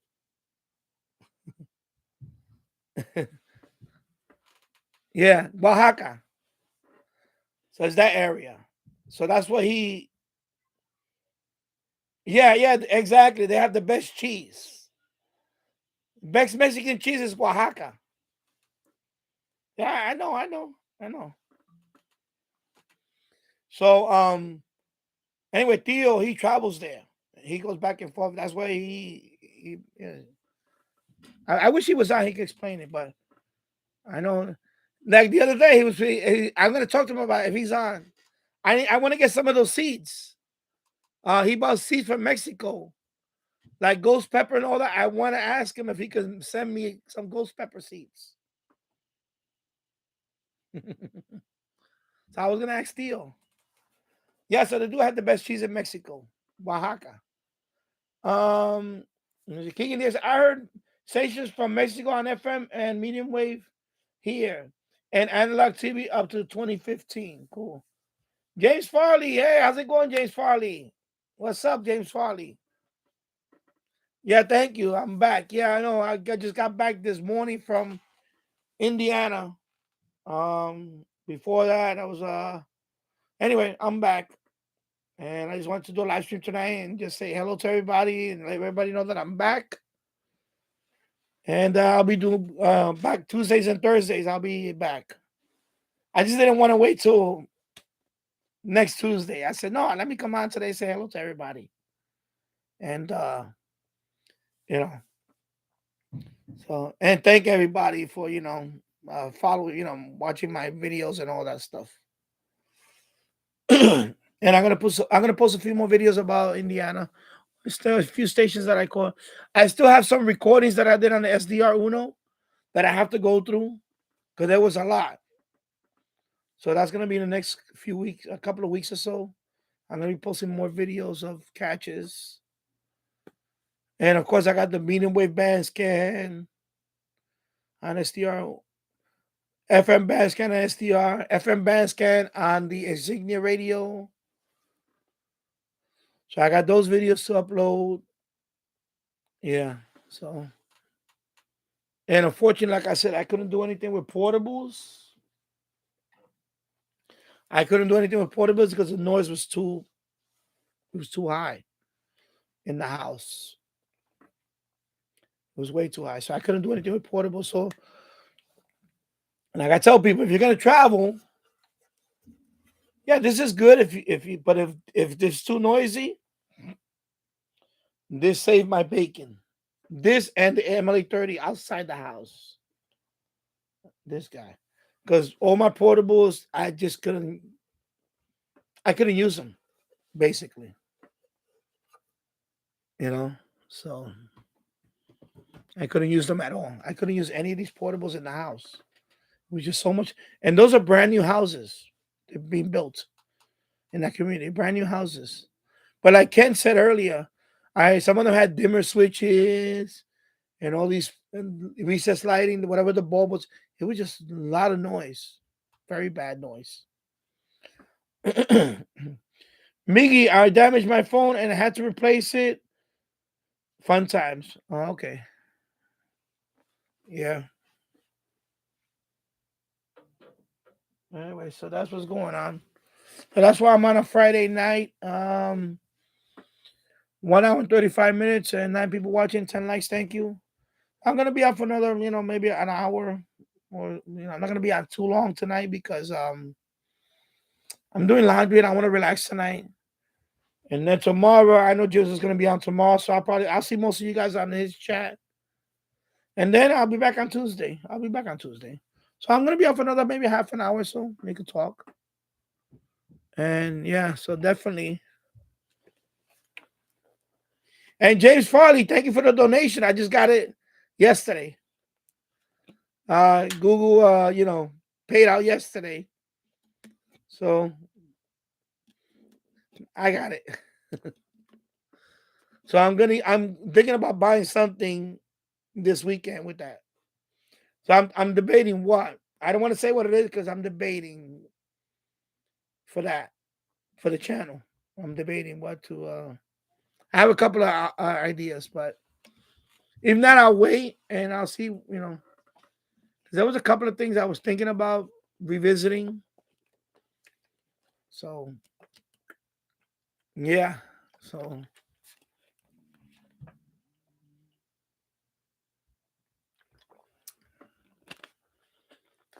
I know Keegan is watching 2 live streams at the same time. He's watching DX Central, which is it's a cool live stream. Yeah, he talks about medium wave DXing.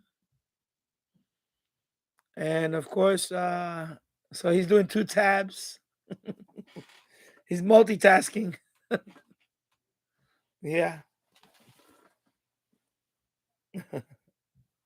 So no, like I said, I decided to. All right, Bobby. I'm gonna try to be on for another half an hour or so. So you hear audio from both. Wow. Yeah, I'm not gonna meet with. I'm not gonna DX tonight. I've been doing that last few days. Well, all I'm gonna tell you is that the good thing about Indianapolis is that there weren't that many local AM stations. So at night, it lit up all DX. Different. I was picking up Louisville. I was picking up, San Antonio. I was picking up Houston, Dallas, Fort Worth. I was like, wow, all over the place. I was trying to get CJOB on 680, and I couldn't. I could hear it a little bit, but not the way I.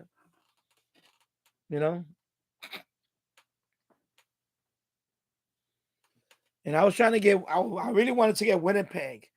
That's the only thing I couldn't get much is Canadian stations. I was surprised. I couldn't get. Not as many as I get here. I think there was one that I was trying to pick up. It was from Saskatchewan.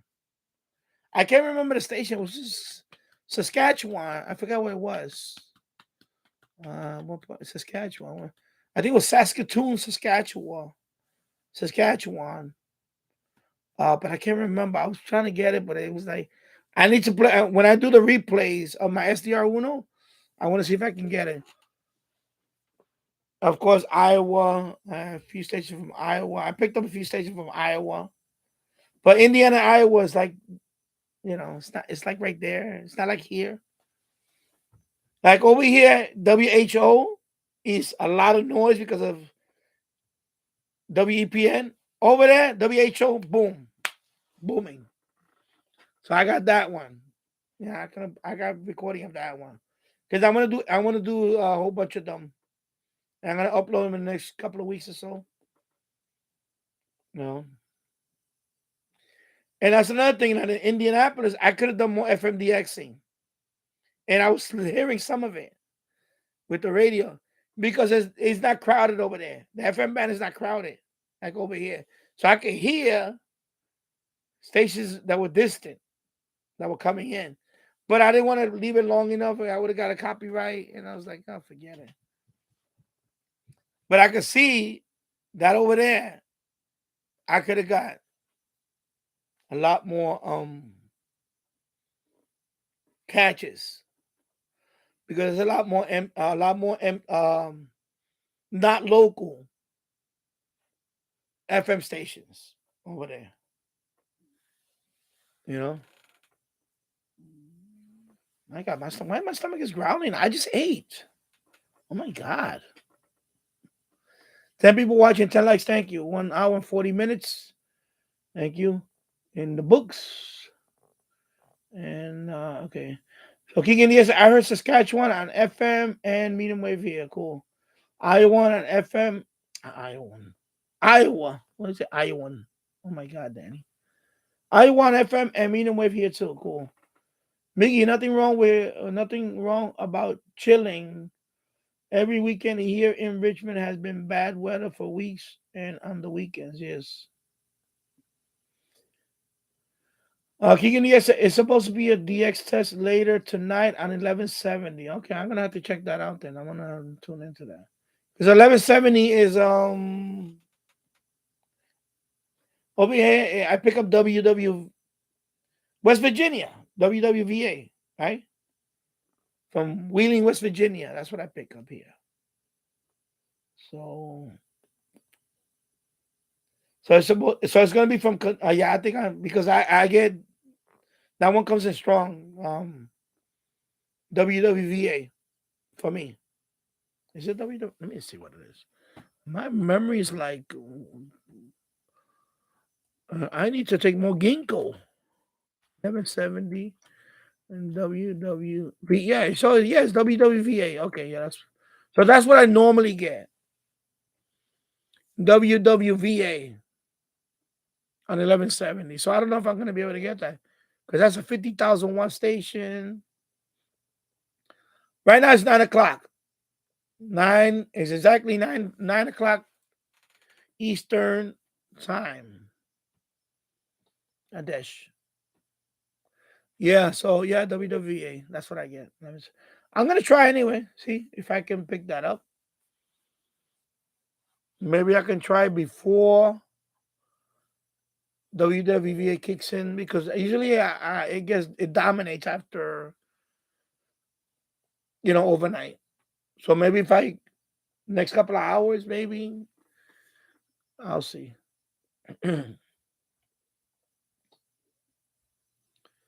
So Keegan Diaz is supposed to be from WDFB in Junction City, Kentucky. Okay. So we'll have to go through KTSB Tulsa here. Okay. I'm gonna try anyway. I'll try. Because of course, over the next few days and so on, I'm cleaning. I gotta start cleaning out the yard. I am going to take down the MFJ 1886 loop. I'm gonna put one back here, and I want to rotate that one. I'm thinking about getting a rotator just for the MFJ. Oh, okay, so it's 10 o'clock over there. Okay, so you're an hour ahead. Okay.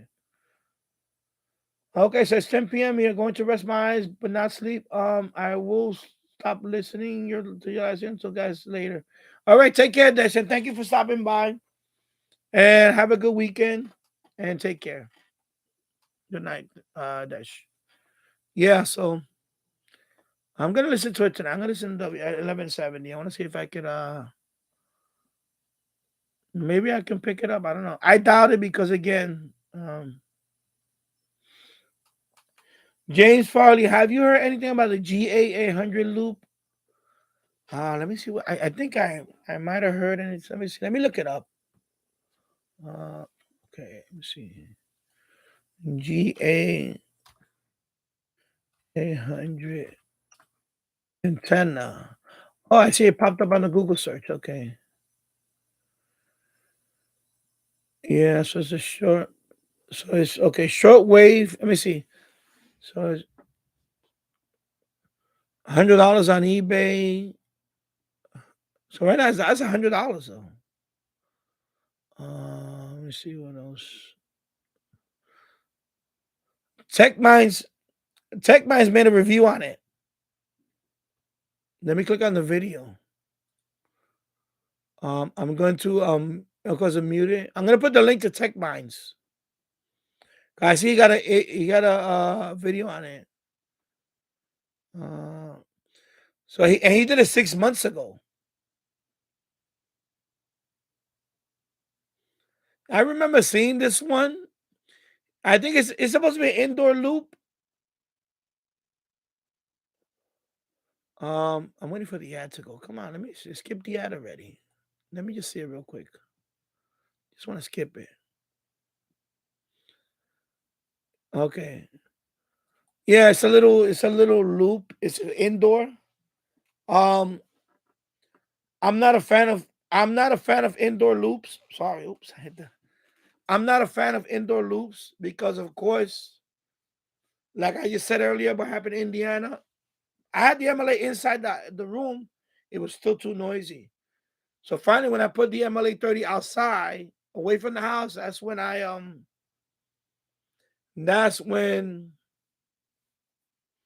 it was my best. The best option for me is always to the best option for what I tell everybody is always put the antenna outside.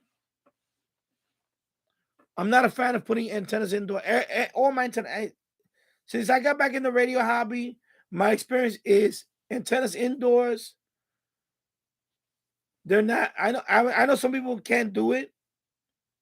If that's the case, like for example, if you live in a where you can't do that, I get it. I don't have that problem. I like to put my antennas outside. It works better outside. I put my antennas. So this antenna looks like it's an indoor type thing. So this, it's not gonna be for me. This antenna, I can tell you right now, it's not gonna be for me. I had to watch this video. I think I've seen this video before. And you said it's supposed to be better than the 450. I don't even know what the 450 is.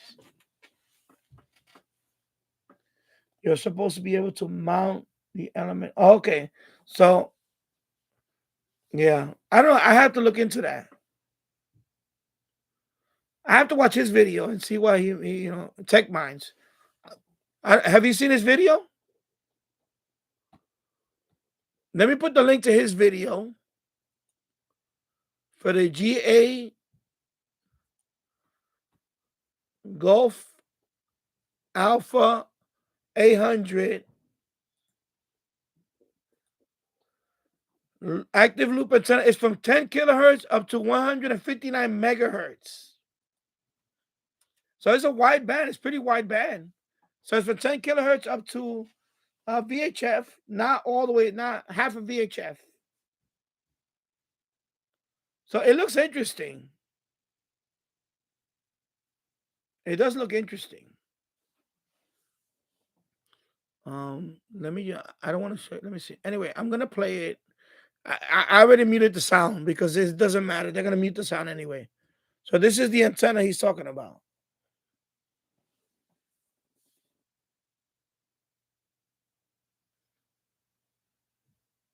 All right.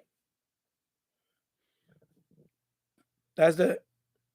Oh, and they're mentioning the 450. Okay. Okay, I see how they're mounting it now. Okay. It looks interesting. I like the fact that it has the what you call it, the ring, the element. It looks like, I think it's aluminum. Is that aluminum? I think that's a good thing. The aluminum. So it looks kind of interesting. But I kind of know that I think this is not going to outperform an outdoor loop.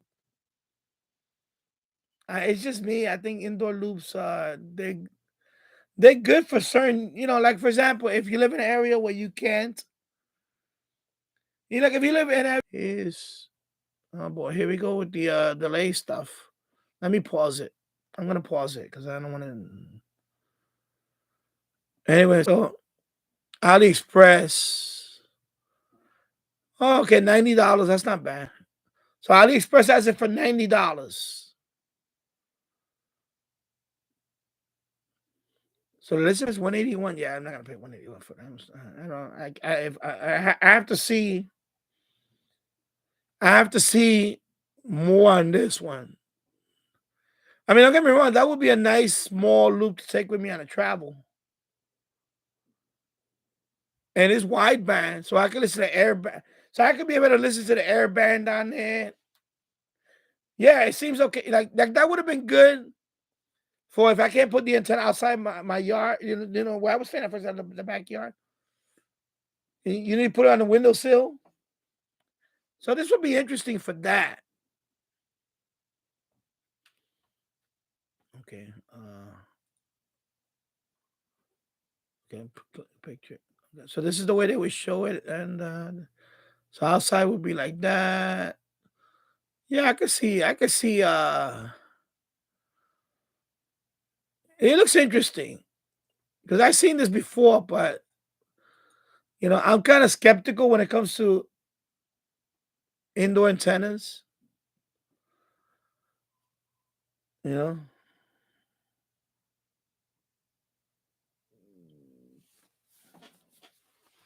Yeah, no, MLA 30. You need the amplifier, otherwise it won't work. Yeah, the MLA 30. You need the amplifier. Yeah.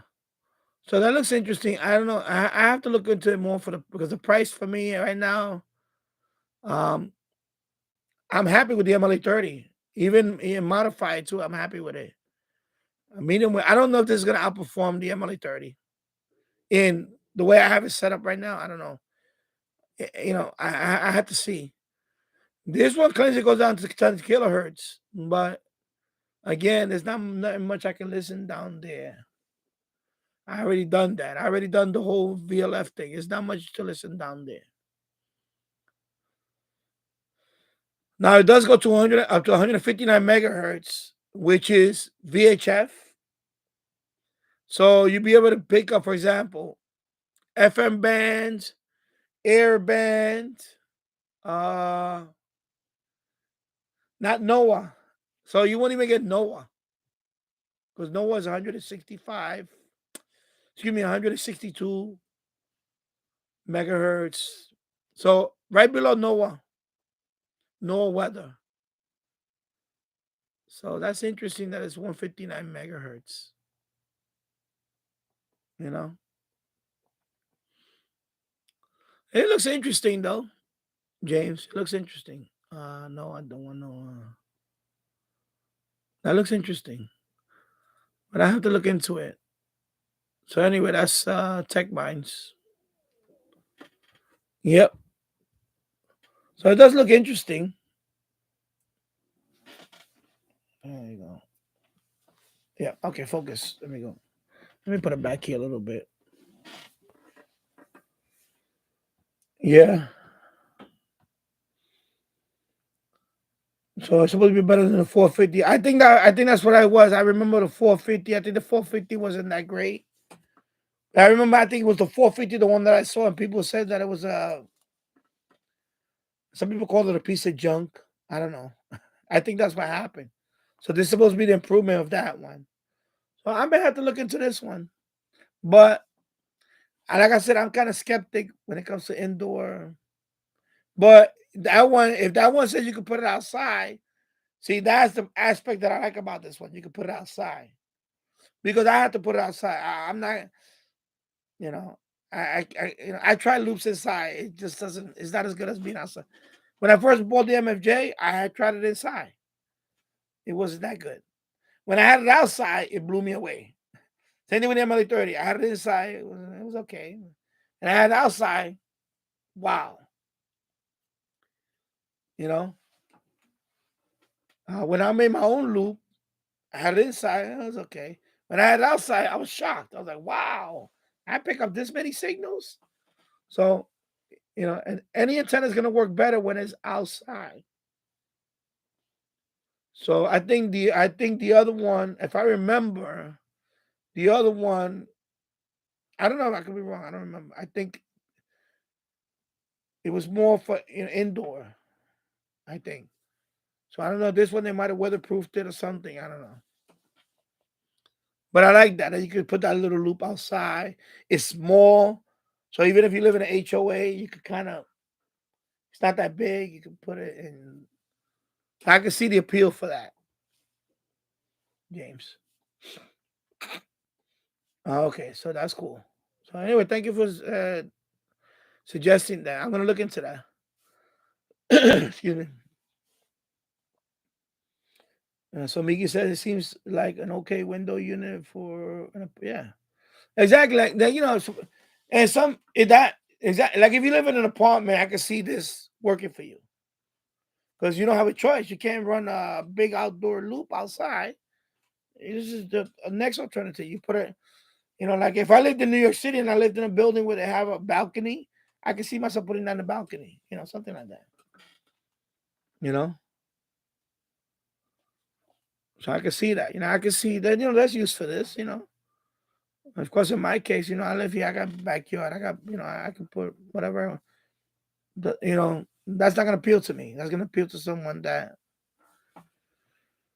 Of course, when I travel, I see. That antenna would have been good with SDR. I could put that antenna. Of example, it's an HOA. I could have put that on a small, like what I did with the MLA30. I put on a broomstick with a tiki torch spike. I spiked it in the ground, low profile. I was able to use this SDR with that. If I was at the mercy with the portable radios, then it would have sucked. But the fact that I had the SDR with the antenna outside, I enjoyed this part of listening. But this part of listening, I couldn't do it in there. It was just too noisy. And that's why, Radio Hobby, I know there's a lot of people that don't use SDR or they don't want to get into SDR. Maybe because they don't want to deal with computer stuff or they think, I tell people once you get into SDR, you're not going to go back. You're not going to go back to. I enjoy both.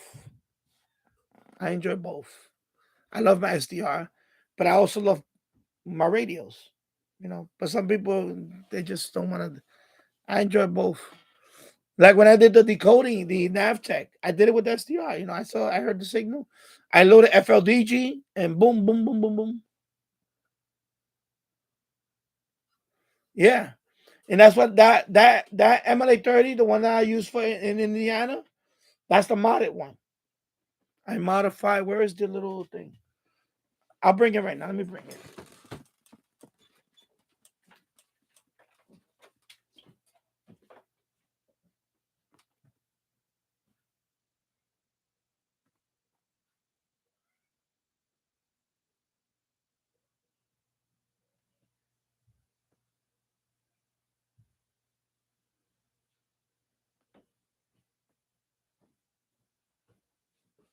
There you go. I'm glad you brought that up, James. Yes, James. Exactly. See, like this one is the one I took to Indiana. You see, MLA 30. Right there. The original MLA 30. Come on. Oh my God. What is going on with this focus today? My God. All right, let's try it again. Anyway, MLA 30. This is the original one. This is not the plus. Right? But I put the B and C. MLA 30. I put the B and C. I use good. I had 75 feet of RG8X because I had to run that from where was I in the backyard. So I had good cable all the way to the second floor of my guest room. Okay, so it helps. Now, if I would have had that crappy cable, and I would have, it still would have been good. It still would have been done the job. But I like that I could bring my own cable. I could use whatever cable. And that was good cable. RG8X is better cable in that thin thing, that thin crap old cable that came with it. All right. Let me do my thumbnail. Because of course we know that I get ugly thumbnails. Why is it so bright today? I didn't just turn off this light. I think it's this light that's really like glowing. I'm glowing. I feel like I've been in a tanning booth or something.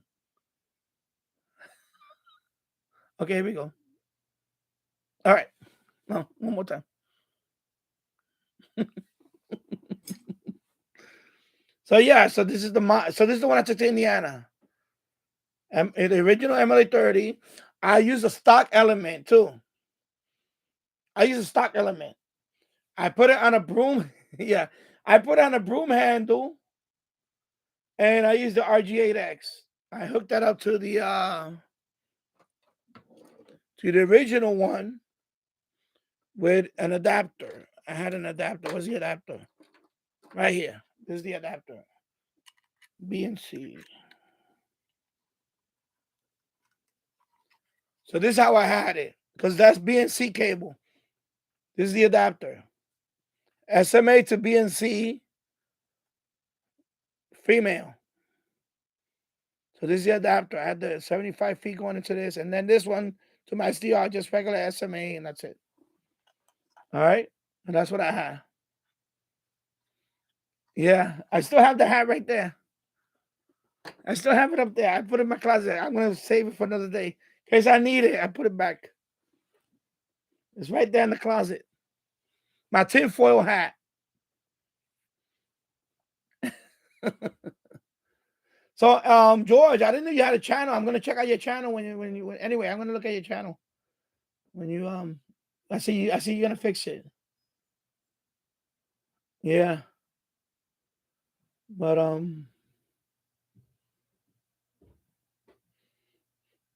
yeah, you don't have to break the bank with the SDR. I mean, the original RSP one. Well, I have the original RSP one, but the RSP 1A is like $99. I mean, of course, you can get an RTL one, you know. But I'm gonna tell you, you're gonna want to upgrade. That's why I tell people, you know, you can get this, or you can get the AirSpy. The AirSpy upside down, of course. The AirSpy HF Plus Discover. This is pretty good too. You know, this is about $169. This is very good for a shortwave, medium wave, and long wave. This only goes to VHF up to 300 megahertz, and that's it. And my son is playing. He's very happy he's home. He's happy to be home too. My son. Yeah. So let me read a couple of. I'm sorry. Let me catch up on the chat now. I'm sorry. I'm gonna catch up on a little bit here. So, okay. So you're talking among yourselves here. George Hamsel. I love the MLA 30 Plus. The loop is deaf. If as opposed without. Yeah. You need the amplifier. You need the bias T. You need to have it on. Otherwise, it's not gonna work. It's deaf. It's not gonna work. It's not gonna work the way it's supposed to work. I currently use the MLA 30 Plus and the U loop with the LNA or the QRM through a QRM eliminator. That I need to look into that stuff. I need to look at something like a QRM eliminator because right now I have the hum issue. I temporarily fixed it, but I'm still trying to find out the source out there. I had a couple of suggestions. I need to go out there with a portable radio and see where the noise is coming from. When I do that, I'm gonna make a video on that. I'm gonna try to locate the source of the noise. So I need to look into that. But I want to know more about the QRM eliminator. People said that it works great. You said it works great, so there you go. I need to look into that.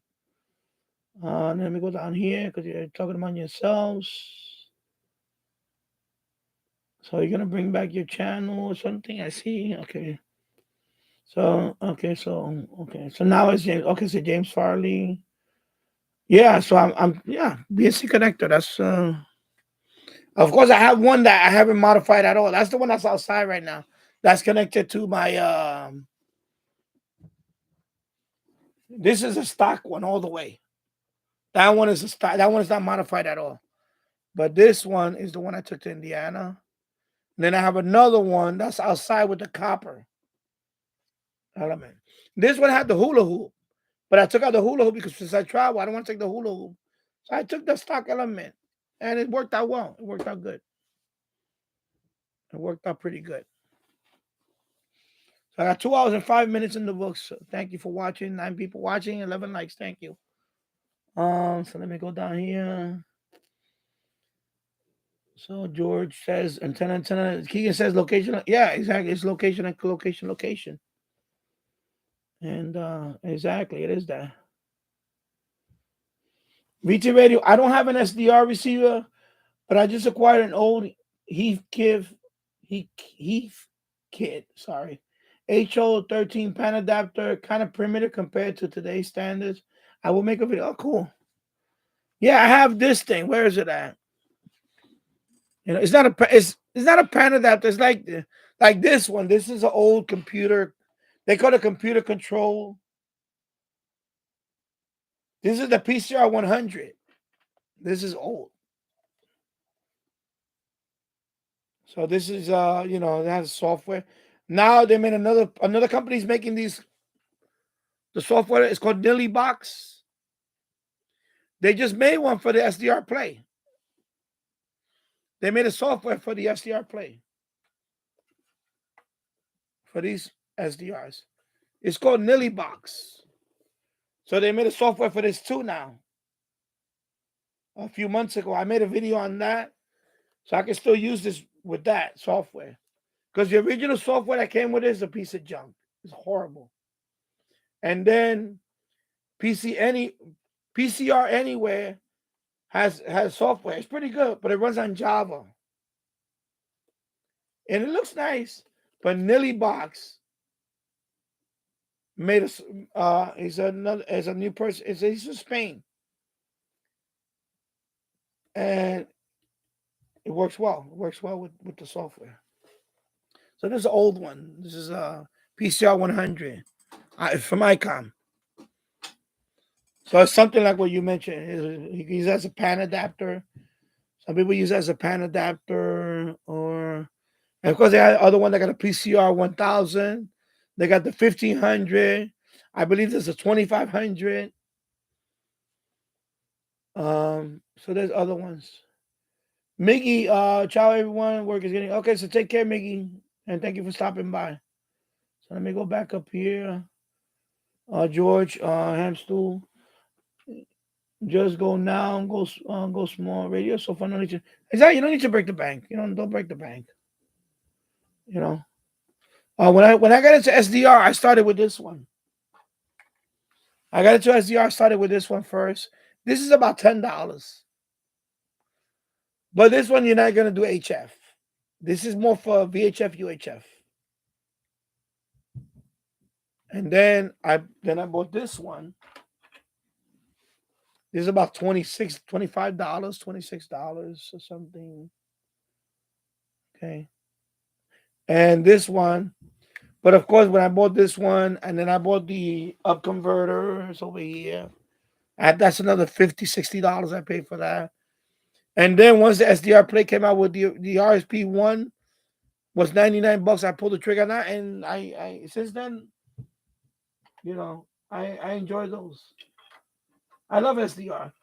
I wish I can get a Perseus or something else, but I just can't afford it. An ELAD or Perseus, but I can't afford that. It's out of my price range. I would like to get something like that later on, but not right now. I just can't afford that right now. Because Perseus is like $700 right now, and it's 10 years old, and it still costs over $700. The ELAD is about $500. The model that I want is the not the transceiver, just the duo. No, not the duo. It's just the transceiver one. The one I was looking at is $500, but that's still too much for me, you know. So, no. Oh, hello, Shortwave Monitor. How's it going? It's Klaus from Germany. Oh, Klaus, how's it going? Thank you for stopping by. And you're welcome. And it's 3:20 in the morning. Wow, best wishes. And best wishes to you, Klaus. Thank you. Thank you for stopping by here. Always good to see, all over the world. Yeah, the shortwave community is not so big. It's big enough. I think it's a bit. Always fun, of course. We're always cool people. Yeah, I know. I remember all you guys. It's cool. I love y'all. I love every. I love all. I wish I could meet everybody in person. You know, because of course around here, nobody around here is into what I'm into. No one. They see my antennas. They see all the loop antennas. They say, "What is this guy doing? Is he trying to listen to space aliens or something?" And I explain to them, and they look at me like, "Huh?" I said, "No, that one is for shortwave. That one is for VHF, UHF. That one is for television." They look at me like I'm what? What is he talking? What the hell is VHF, UHF? What is shortwave? Then they don't know about the wire. That's a whole nother thing. If they see the end fed, no, that's for amateur radio. What's amateur radio? Forget it. You get tired of explaining after a while. I said, radio, just and CB, yeah, CB. Oh my God. King and the X are like Kramer and Seinfeld. Yeah. Yeah. Also, Bobby's back. And thank you, Bobby. And welcome back. So, shortwave monitor. Cool. Let me go down here. Yeah. So, George, so you replaced the cable too. Okay. Yeah, you could use a BNC connector. Some people ask me, can you use a F connector? I say you can. Like the cable TV, the regular cable TV. You don't have to use it doesn't have to be a BNC. You can put SO 259 connector. The problem with the SO is bigger, and you see where so if you put a SO 230, it's bigger. So that's why I like the BNC because it fits perfect there. But you don't have to use BNC. You could use F type, like this type. I'm sorry. For this type of cable, you can use that connector if you want. I just use BNC because I have several different BNC cables that I bought over the years. So it's easy for me to use BNC. But you don't have to use BNC. Okay? You don't have to use BNC. And so let's see. Let me go down here. So I replaced the old cable, much better reception, George. Okay, cool. And Keegan agrees with shortwave monitor. And Klaus, yes. Not so big, but always find people, of course. Always find people. And of course, like I said, I got back into shortwave, but now I became an amateur operator. So now I have a technician license. Now I'm going for my general license so I can talk on other bands. And I'm having fun. I'm learning every day. I'm learning something new. And while I was away, I miss doing 10 meters FTA. So I'm going to start doing that tomorrow. I'm going back on FTA tomorrow. I missed that. I was missing that. Making contacts. Excuse me. Yeah. And George says, "Si, senor, never had any issues with noise on the original bias T." Well, yeah, exactly. I never had issues because I use this charger. I use one of these. This is from my phone, my Huawei phone. I use something like this, you know. You can see it's pretty big. It's not a cheap one. It's pretty big. This doesn't no noise at all. And this is how I power into my let me see. I'm gonna open a new tab and see if I can. Okay, I'm gonna move it over. Okay, accept. Let me move it over here. Okay, hold on. Oh my god. Sorry, let me move it over to the other window and I can show everybody. So this is what Paul is talking about. The Heath kit. Ham scan HO13. So this is what Paul is talking about right here. That looks wow. That looks interesting. Wow. Wow, that's yeah. Look at that. Wow, that's okay. So that's what he's getting. So that's what he's talking about. Okay. So there you go. That's the back of it. That's of course the inside. There you go. So thank you, Paul, for sharing that. George, okay, you gotta go. Thank you, Daniel. Hasta luego. Yeah. Take care. Enjoy your weekend. You know. Buenas noches. Y gracias. Gracias, Jorge.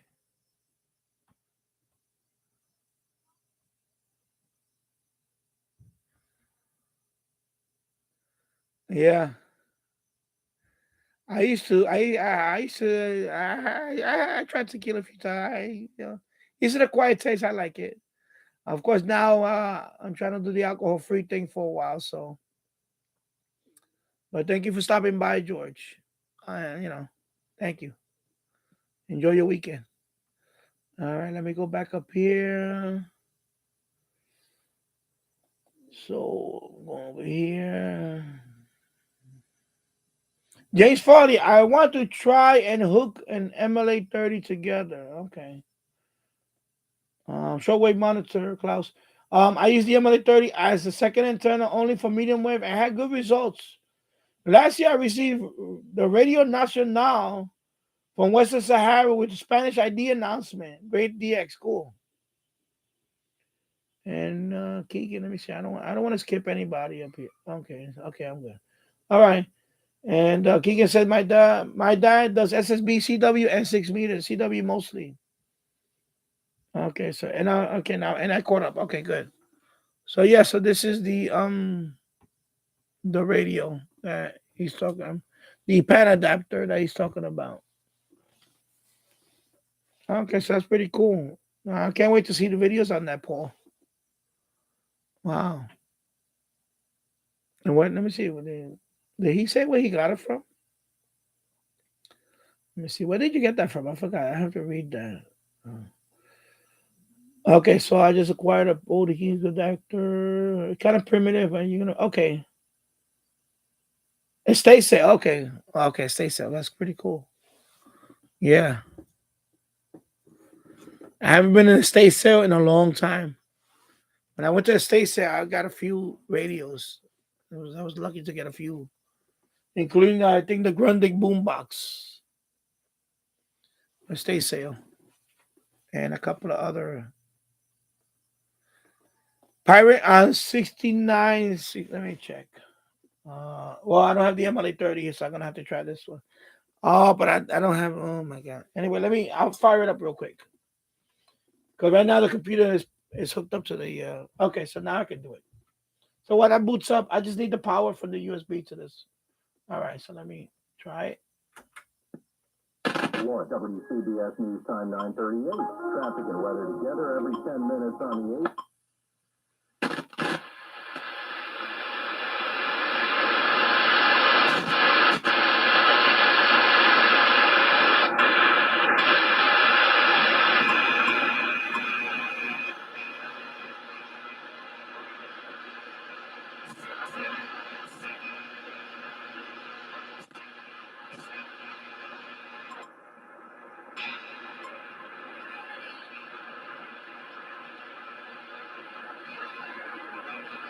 Nope. Not anything right now. I'm getting nothing but static. 69, 60. Yeah, I'm not getting anything right now. I'm just getting static. Kind of hear some noise too. Wow. Yeah. Okay, take care, Klaus. The good wishes to you for Klaus. I have to go to bed, so next time. Man, thank you for stopping by, Klaus. And have a good night. Good morning now. Take care, Klaus. Thank you for stopping by. So yeah, 2 hours and 20 minutes. 9:39 p.m. here on the East Coast. I'll be on for another. You know what? I'll be on for another 20 something minutes. I'll be on. And I know Keegan is going back and forth with DX Central. Yeah, no, I'm gonna be on for a little bit more. I'm gonna be on for a little bit more. I miss the live streams. And of course, the last couple of live streams I did the SDR thing, but I haven't done this type of live stream it's gonna be about 3 weeks. I have to check. When's the last time I did a live stream like this? Let me see. I have to go back. Let me go back to my channel and see when was the last time I did a live stream like this. I have to check. Of course, at the end of the live stream, I had to put the number. I think this was live stream number 50. But this one is going to be number 56. So the last time I did a live stream like this way was over 2 weeks ago. Okay, so it says 2 weeks ago. 2 weeks old. Okay, so about a little over 2 weeks. It was on the 7th. Today's the 20th. Yeah, so 2 weeks. That was number 53 is when I did this. Then the last 2 live streams after that were SDR live stream with SDR. Oh, okay. They always get the worst thumbnail of me for the current live stream. Because I need to make a thumbnail, just a generic thumbnail, that when I do a live stream, they just show that thumbnail. But they don't do that. They pick a shot of whatever I'm doing at the moment. And they use it as my thumbnail. Oh my God.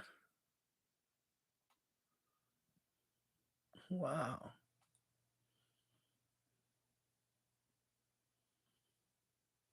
Yeah. Yeah, so I picked up WBAP. I posted that 3 days ago. WBAP I picked up. That's Fort Worth. Dallas Fort Worth. I picked up that. Booming. I picked it up. SDR Uno. I picked up WLAC. That's from Nashville, right? I picked that one up. I picked up WWL A70 from Indianapolis. I picked up WWL. That's Bobby's backyard, New Orleans. That was a nice catch. I was like, wow, booming in A70.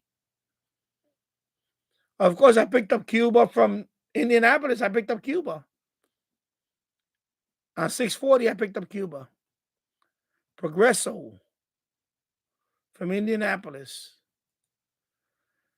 And then I picked up these two right here. What is this? Let me hold up. Yes, okay, it's muted. Okay. So I picked up WMGE from Macon, Georgia, 1670. And then I picked up the Madison station. They were mixing. WOZN, that's a sports station. They're both 1,000 watt stations at night. And I made a video on that one. WOZN, I think that's the Fox Sports. So those are new catches there. And of course, wow. And I think the WOZN, I picked it up here in New York too. That one time, I think from here, I picked up Madison, Wisconsin. But the other one was nice. It was a good catch. Wow. And I'm going to post a few that I need to, when I go through the SDR Uno. That's the good thing about SDR Uno. When you record the whole AM band. You can go through each one of them. Boom, boom, boom. Because I did it. I set it up for like 2 minutes before the top of the hour to 2 minutes after the top of the hour. And right away, I saw 640. I said, oh, wow, that's Cuba. Boom, coming in, boom. So, of course, you get the call sign. You get the jingle, the call sign with the jingle, which is nice to post and to get. Itchy. I got an itch now. Wow. Sorry. Yeah. This is live. Which is pretty cool. That's why I like the SDR Uno, the record feature. You see it in the video, the scheduler.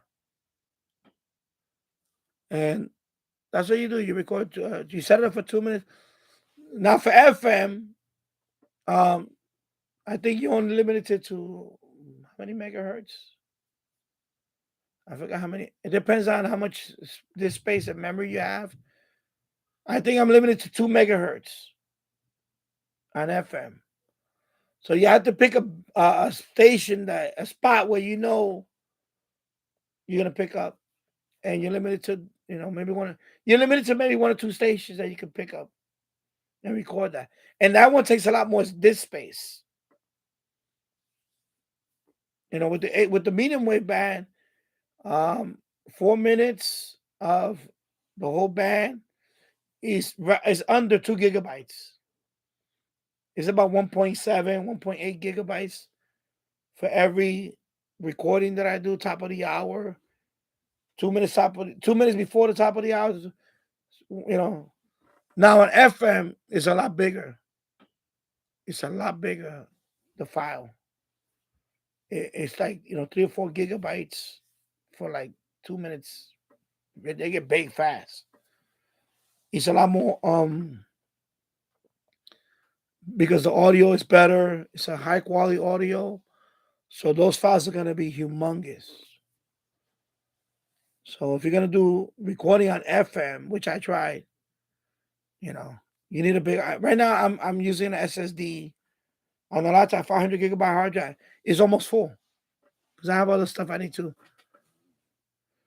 But you have to keep that in mind when you're doing a record feature on SDR Uno. For FM DXing, you have to have a bigger hard drive. You need like at least something bigger that you're not gonna run out of space.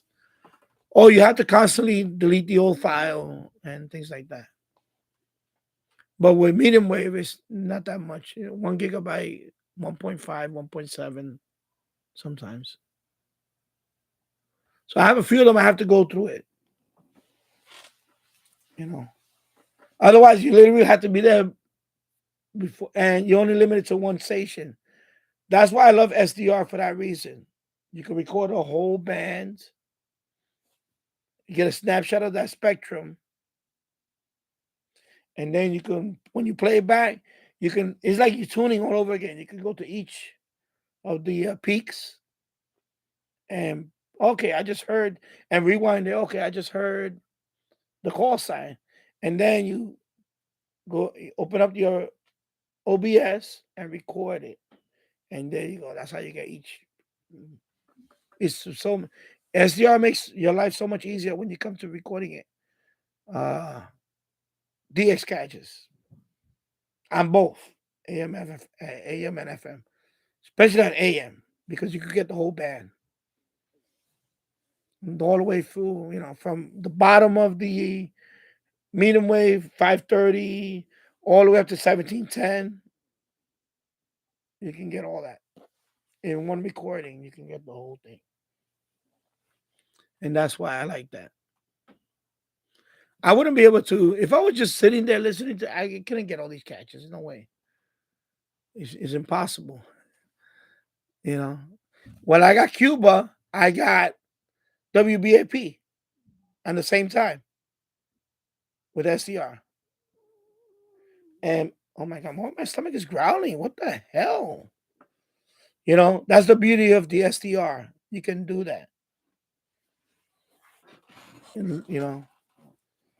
So when people say yes, there's if you want to record catches, the easiest and best way is with SDR.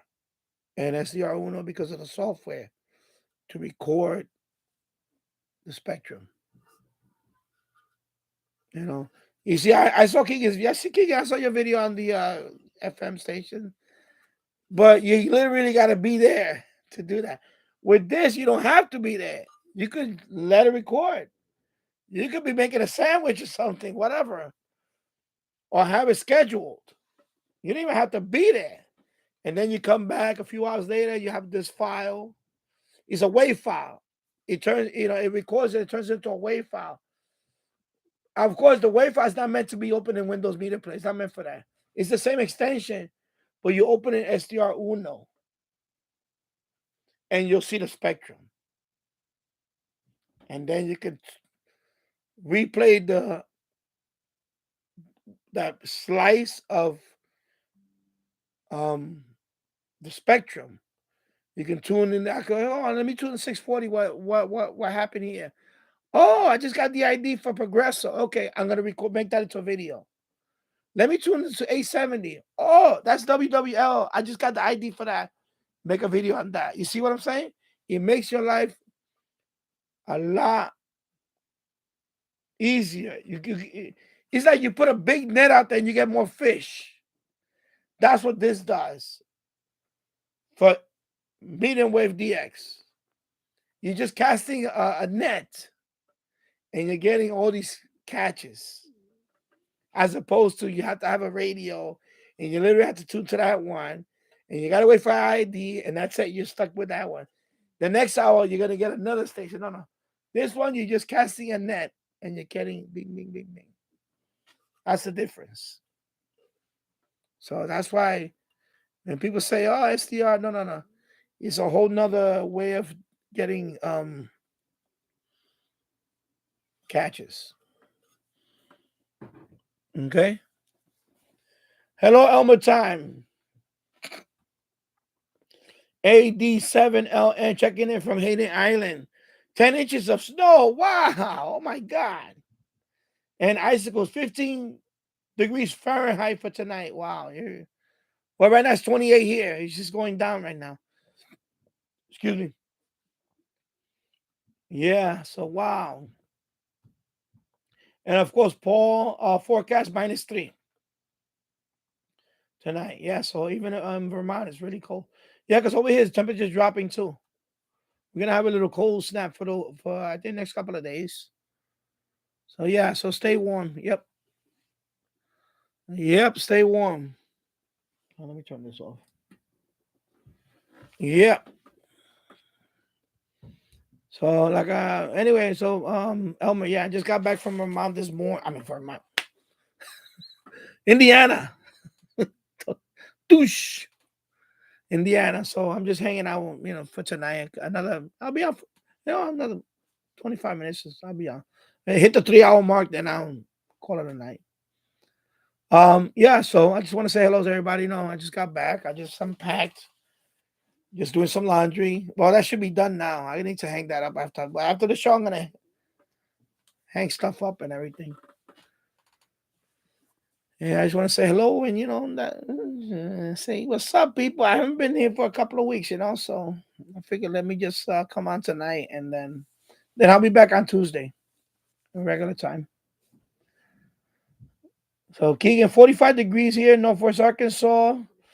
Got a fire burning in the wood stove. Nice. Man, that's nice. I wish I had a wood stove.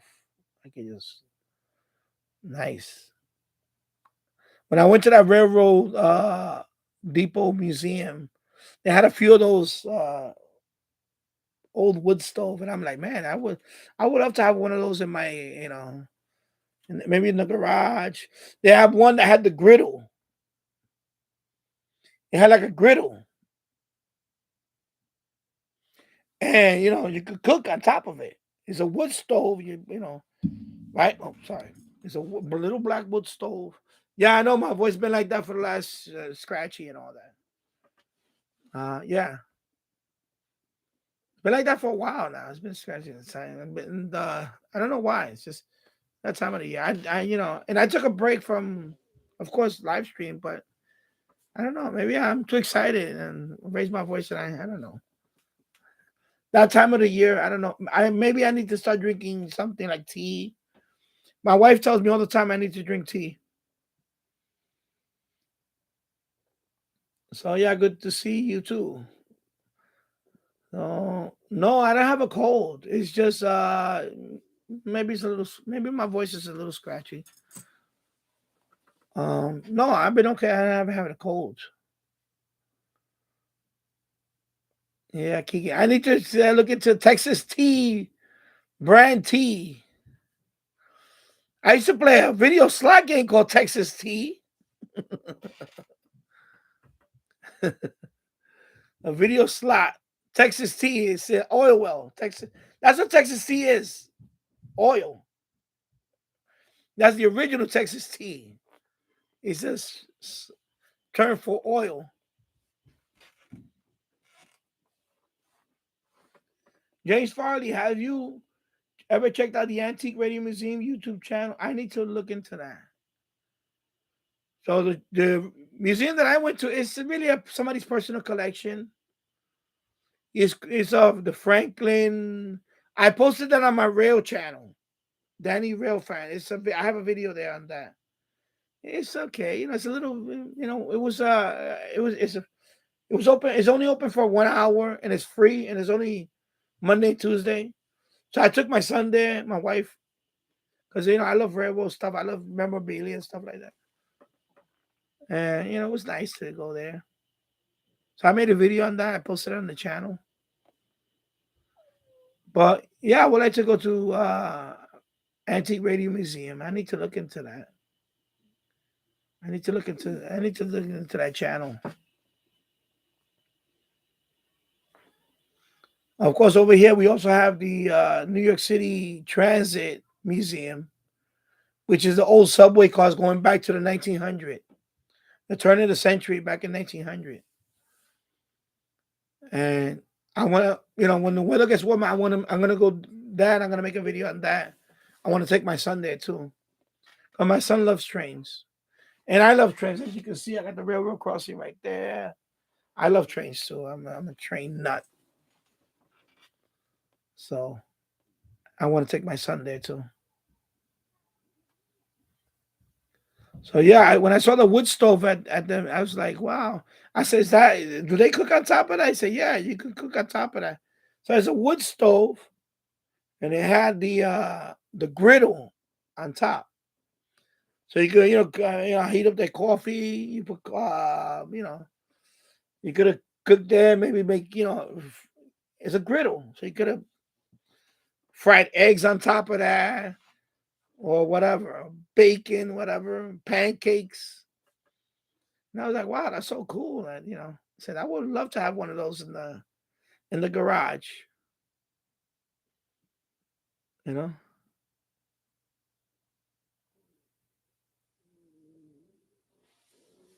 Oh my God, what is my stomach growling? My God.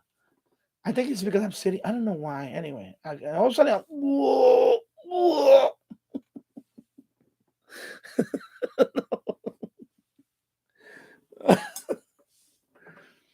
Oh my God.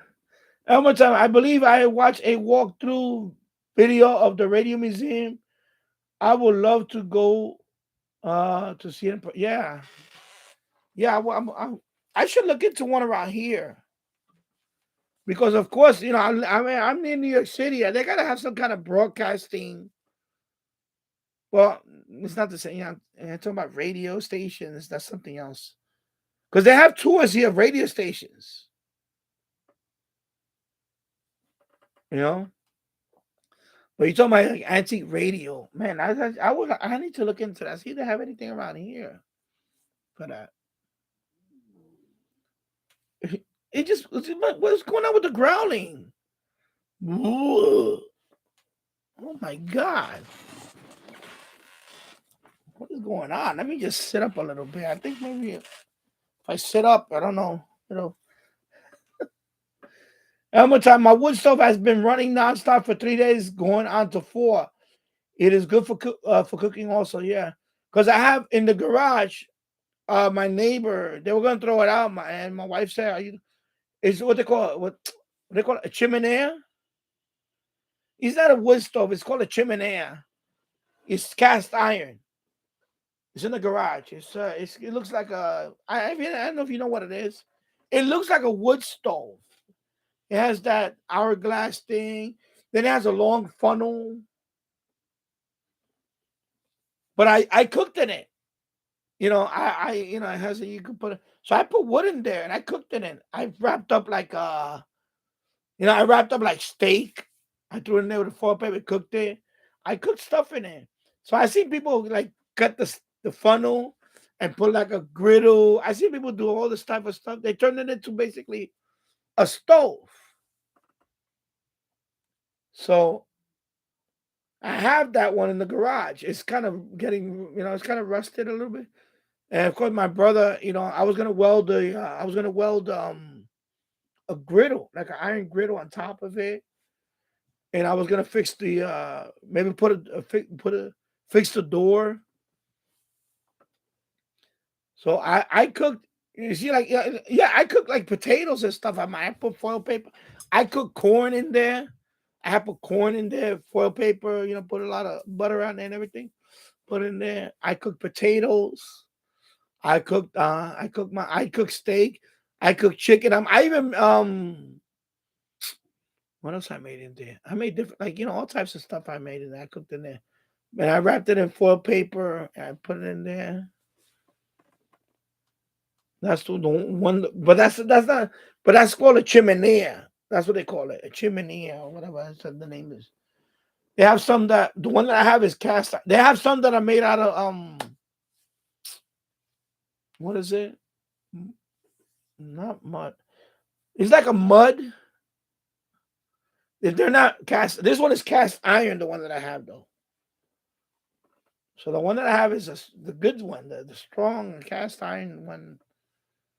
So I was gonna, clean it up. I was gonna paint it with high temperature paint. It's like a high temperature paint. I was gonna paint it black because that one originally was yeah. Cooking on them works, however, gauging how long to cook. Because on that chimney, I cooked quite a few things. I cooked I threw in a steak in there. I wrapped it in foil paper. I put the steak in there. I cooked chicken. Many times I cooked chicken in that one. Chicken drumsticks, the thighs, and all that. I seasoned it. Wrapped it in foil paper, threw it in there. Boom. I cooked potatoes.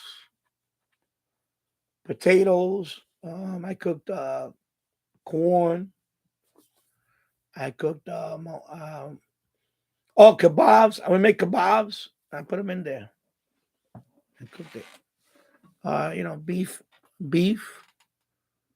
Of course, kebabs with with all the onion. We put a kebab, beef, onion, tomato, pepper, like bell pepper, and put it in there. Wrapped it up. Cooked kebabs. Yeah, man. I'm getting hungry right now. I just ate a couple. I came right before I came out here. I ate some nuggets, chicken nuggets, and French fries, and now I'm already thinking about I'm thinking about kebabs now. I love kebabs, man. Thinking about kebabs now. Yeah, you're making me hungry. Yeah, of course. We always talk about food here. This is Danny Shortwave Radio DX and food. And food.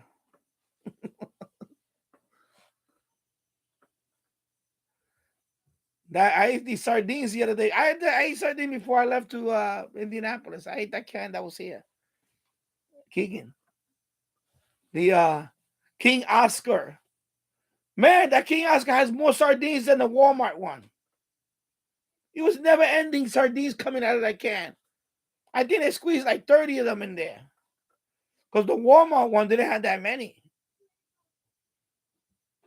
The Walmart brand can. And I ate it. It had a few, but not that many. But the King Oscar, oh my God, it was a whole bunch of them. Non-stop. I was like, when is this going to end? Oh my God.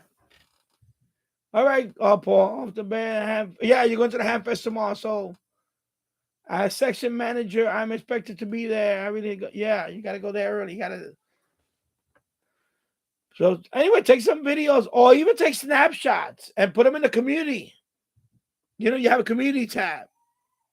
Put them in the community. I want to see them. You know, and have fun. Yeah, exactly. Have fun tomorrow, Paul. And thank you for stopping by. Good night, Paul. Thank you, Paul. And have fun tomorrow. Yep. My God, what is it? Growling. Whoa. Excuse me. I don't know what I think it must be Coca-Cola or something. I don't know. Something's going on. Anyway, Keegan Diaz, I have beach cliff sardines in Louisiana hot sauce from Walmart this afternoon. Now that's another brand I gotta try then. I never heard of that. Well, then again, I'm new. I'm new to the sardini. What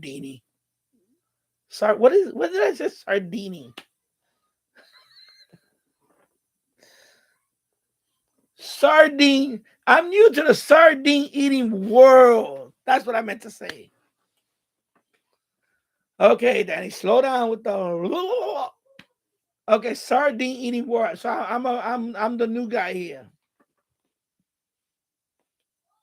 Oh my God. I make sardines and martinis. Oh, I mix up sardines and martinis. Okay. Yeah. Anyway, I'm new to the sardine eating world. Oh, there's a YouTuber that he calls it, what is it?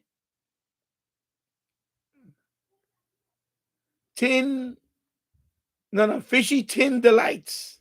So not only he eats sardines, he eats other canned seafood. I think mackerel. What is it, mackerel? Well, I don't know. I forgot. Anyway, he anchovies. I think also anything that comes in a can that he eats. So this YouTuber, he talks about all that. Because I went to his channel and said, "How to eat sardines?" I did that. I went, "How to eat sardines?" So he said, "Okay, when you eat a sardine, you open up the can. You can eat it like that. You can eat it with cracker." He's explaining everything. He said, "Don't." He said, "People always ask the first question they always ask is about the bones." He said, "You don't worry about the bones are so small, you can just crunch, you can chew them. Crunch, you can hear the crunchiness." I said, "Oh, okay, so you don't have to worry about choking on a bone." Because that's my first thing I thought about was, can you choke on the bone? So he said, "No, you just," I said, "Okay." So yeah, it was, yeah. So anyway, it was pretty cool. So his channel has not only sardines, it has a lot of other stuff. Yeah, but let me look up his channel. I'm gonna put the link. I'm gonna put the link to his channel. And he's pretty funny. He's a funny guy too. He's a funny channel.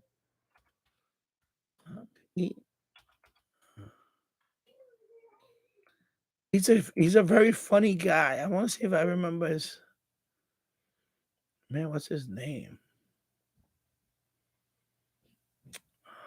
What's the guy's name?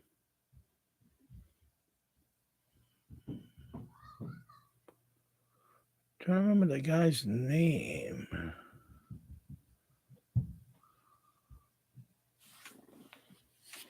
No, it's not Sander. What's the guy's name? Now I can't find his video. Oh my God, with the stomach. Are you kidding me?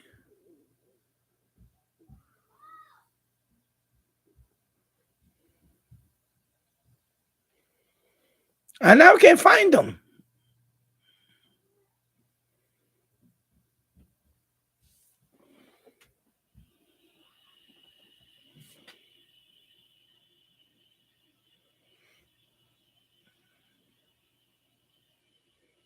I can't find him now.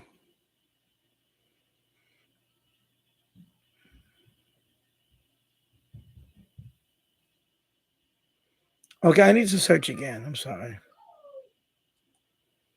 Let me see. Let's see. Oh yeah, this guy. Okay, I'm gonna show you this channel. Okay. So it's